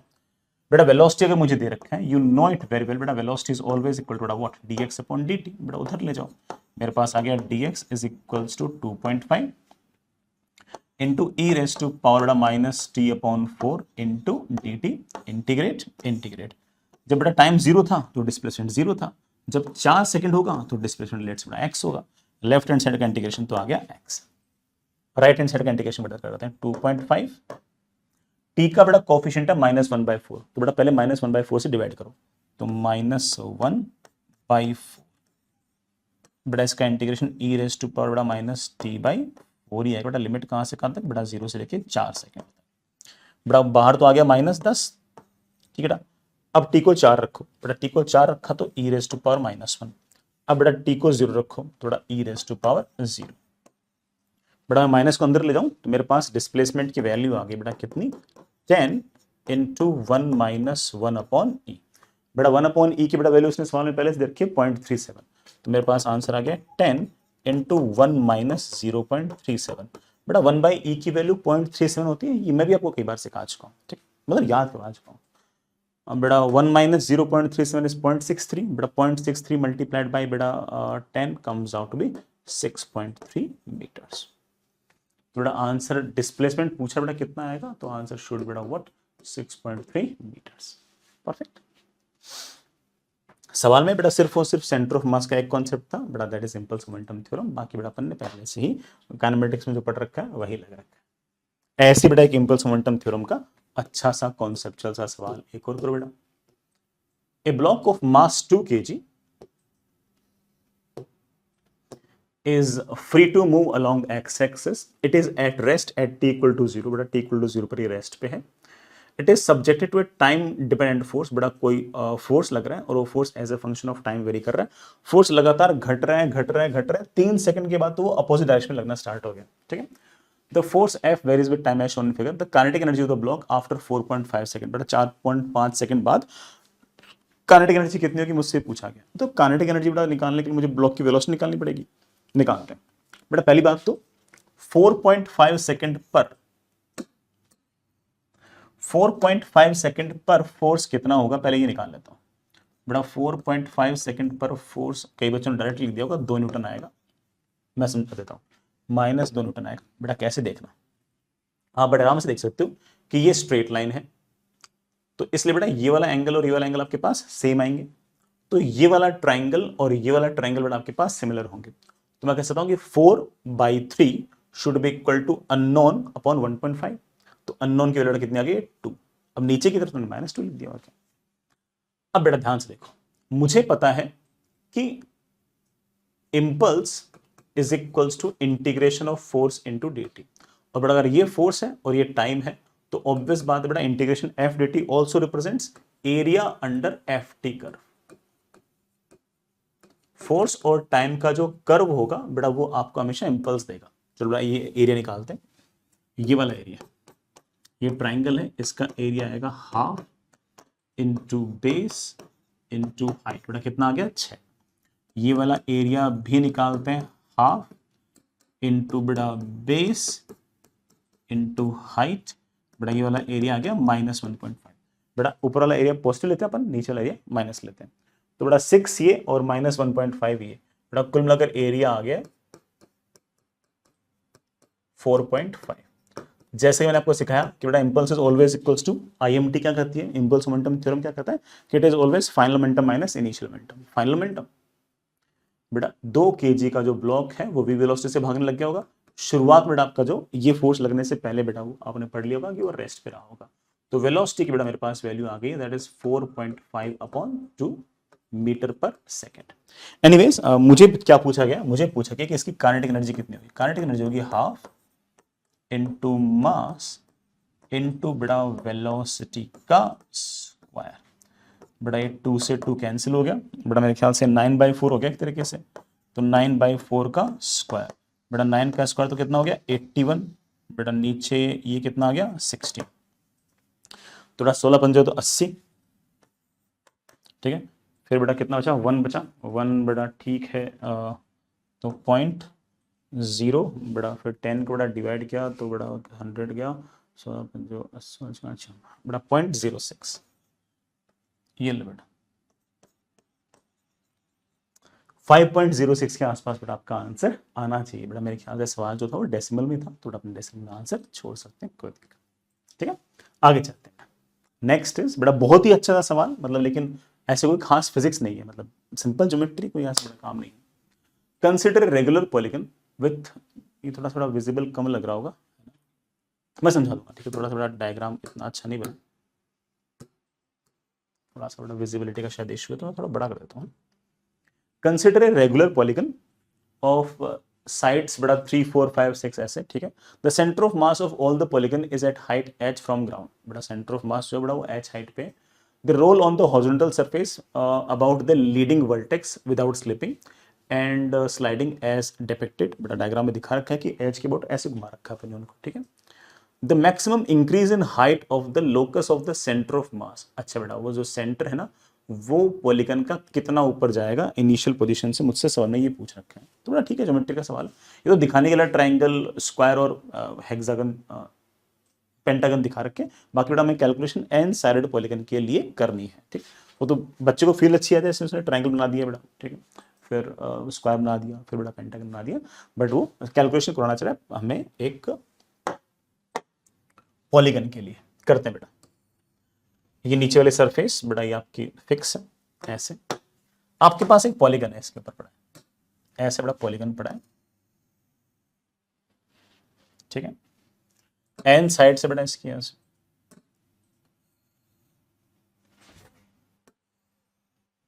एन साइड से बेटा ऐसे इसकी, ठीक है। इसका सेंटर जो है बेटा वो यहां कहीं, और इसका सेंटर बेटा यहां से एच हाइट ऊपर है। ये सवाल मुझे दे रखा है, ये सवाल बेटा मुझे पहले से दे रखा है कि ये एच हाइट ऊपर। अब अगर रेगुलर पॉलीगन होगा तो बेटा हल्की फुल्की बेटा ज्योमेट्री आपको पता ही है, आपके पास एन साइड्स होंगे, ठीक है। टोटल एंगल बेटा कितना होगा 2 पाई, तो एक साइड पर जो एंगल आएगा वो आएगा 2 पाई बाई एन। सेंटर से टोटल एंगल बेटा 2 डायमेंशन 2 पाई है, और हर साइड ने जो एंगल सबसेंट किया होगा बराबर क्या होगा, तो एक साइड ने जो टोटल एंगल सबसेंट किया होगा वो 2 पाई बाई एन क्या होगा। उस 2 पाई बाई एन के अंदर भी बेटा ये वाला एंगल और ये वाला एंगल बराबर होना चाहिए, तो ये वाला एंगल मेरे पास आ गया पाई बाई एन। अगर मैं ज्योमेट्री लगाऊं तो मैं बड़े आराम से ऐसा कह सकता हूं कि देखो भाई इस एंगल के लिए ये बेस है और ये हाइपोटेनस है, तो ये वाली हाइट बेटा मेरे पास अपने आप आ गई है एच, सॉरी यहां से यहां तक की डिस्टेंस मेरे पास बड़े आराम से आ गई है H upon cos pi by N. कोई दिक्कत नहीं, base upon hypotenuse is cos pi by N, थोड़ा वो कॉस पाई नीचे चला गया, तो ये मेरे पास आ गया। अब तो हमें सवाल में क्या बोल रखा है, हमें सवाल में ये बोल रखा है सीधा सीधा कि इस वर्टेक्स के अबाउट मैं इस पॉलीगन को घुमा रहा हूं। बेटा इस पॉलीगन को अगर घुमाओगे तो जो सेंटर है ये मूव करेगा, और ये नहीं पॉलीगन को ऐसे घुमाओगे तो सेंटर भी घूमेगा, और सेंटर घूमते घूमते घूमते घूमते घूमते घूमते घूमते कभी ना कभी मैक्सिमम हाइट पे पहुंच जाएगा। अब ये मैक्सिमम हाइट पे जब पहुंचेगा तब बड़ा ऑब्वियस बात है कि ये वाली जो लाइन है ना यही आपकी वर्टिकल हो जाएगी, तो उस टाइम पर ये वाली बेटा हाइट आपके पास कितनी हो जाएगी h upon cos pi by. तो मुझसे ये पूछा है बताओ कि सेंटर पहले जिस हाइट पे था और सेंटर जो मैक्सिमम हाइट अचीव कर सकता है उनके बीच का डिफरेंस कितना है। थोड़ा मुझसे ये डिफरेंस पूछा गया, तो ये डिफरेंस तो कितना होगा बेटा, ये डिफरेंस तो होगा h upon cos pi by n minus h। ये आंसर बेटा। अब वो हो सकता है किसी और फॉर्म में वो देख लेंगे, बट आंसर यही है मेरे पास, ठीक है, वो चेक कर लेते हैं। हाँ बेटा किसी और फॉर्म में है शायद, नहीं आ गया ना, ये वाला आ गया, डी आ गया answer, h upon cos pi by n minus h। बेटा h को कॉमन ले लो तो मेरे पास आ गया 1 upon cos pi by n minus. ये बेटा आपका आंसर है, परफेक्ट सा आंसर है, ठीक है, डी ऑप्शन इज करेक्ट। ऐसे बेटा कोई सेंटर ऑफ मास का इसमें कोई खास कॉन्सेप्ट तो नहीं था, ठीक है, ऐसे कोई, ठीक है, लेकिन इसको किसी चैप्टर में डालना ही था, मैंने सोचा चलो सेंटर ऑफ मास में कराया था। बाकी आप मुझसे से पूछोगे सेंटर ऑफ मास का कुछ कॉन्सेप्ट लगा है, नहीं लगा, ठीक है बेटा। मेरे ख्याल से अच्छे से रिवीजन हो गया होगा। जो जेईई वाले बच्चे हैं उनके बेटा बहुत सारे कॉन्सेप्ट इसमें काम आए होंगे। एडवांस वाले बच्चे तो ऑफकोर्स बड़ा सारे सवाल करे ही करे, मेन वाले बच्चे बड़ा बड़े आराम से, मैंने तो काफ़ी सारी थ्योरी इसके अंदर पढ़ा दी, ठीक है। तो चलिए अगली क्लास में कोई और लेक्चर आता है और कोशिश करता हूँ कि जेईई के एग्जाम से पहले भी 1-2 चैप्टर में और सॉल्व करता हूँ, ठीक है। पढ़ाई करते रहिएगा, किसी और चीज़ की आवश्यकता हो, कुछ और चाहिए तो ज़रूर बताइएगा, हमसे जितना बन पड़ेगा हम करेंगे। पढ़ाई करते रहेगा, ऑल द बेस्ट, बाय।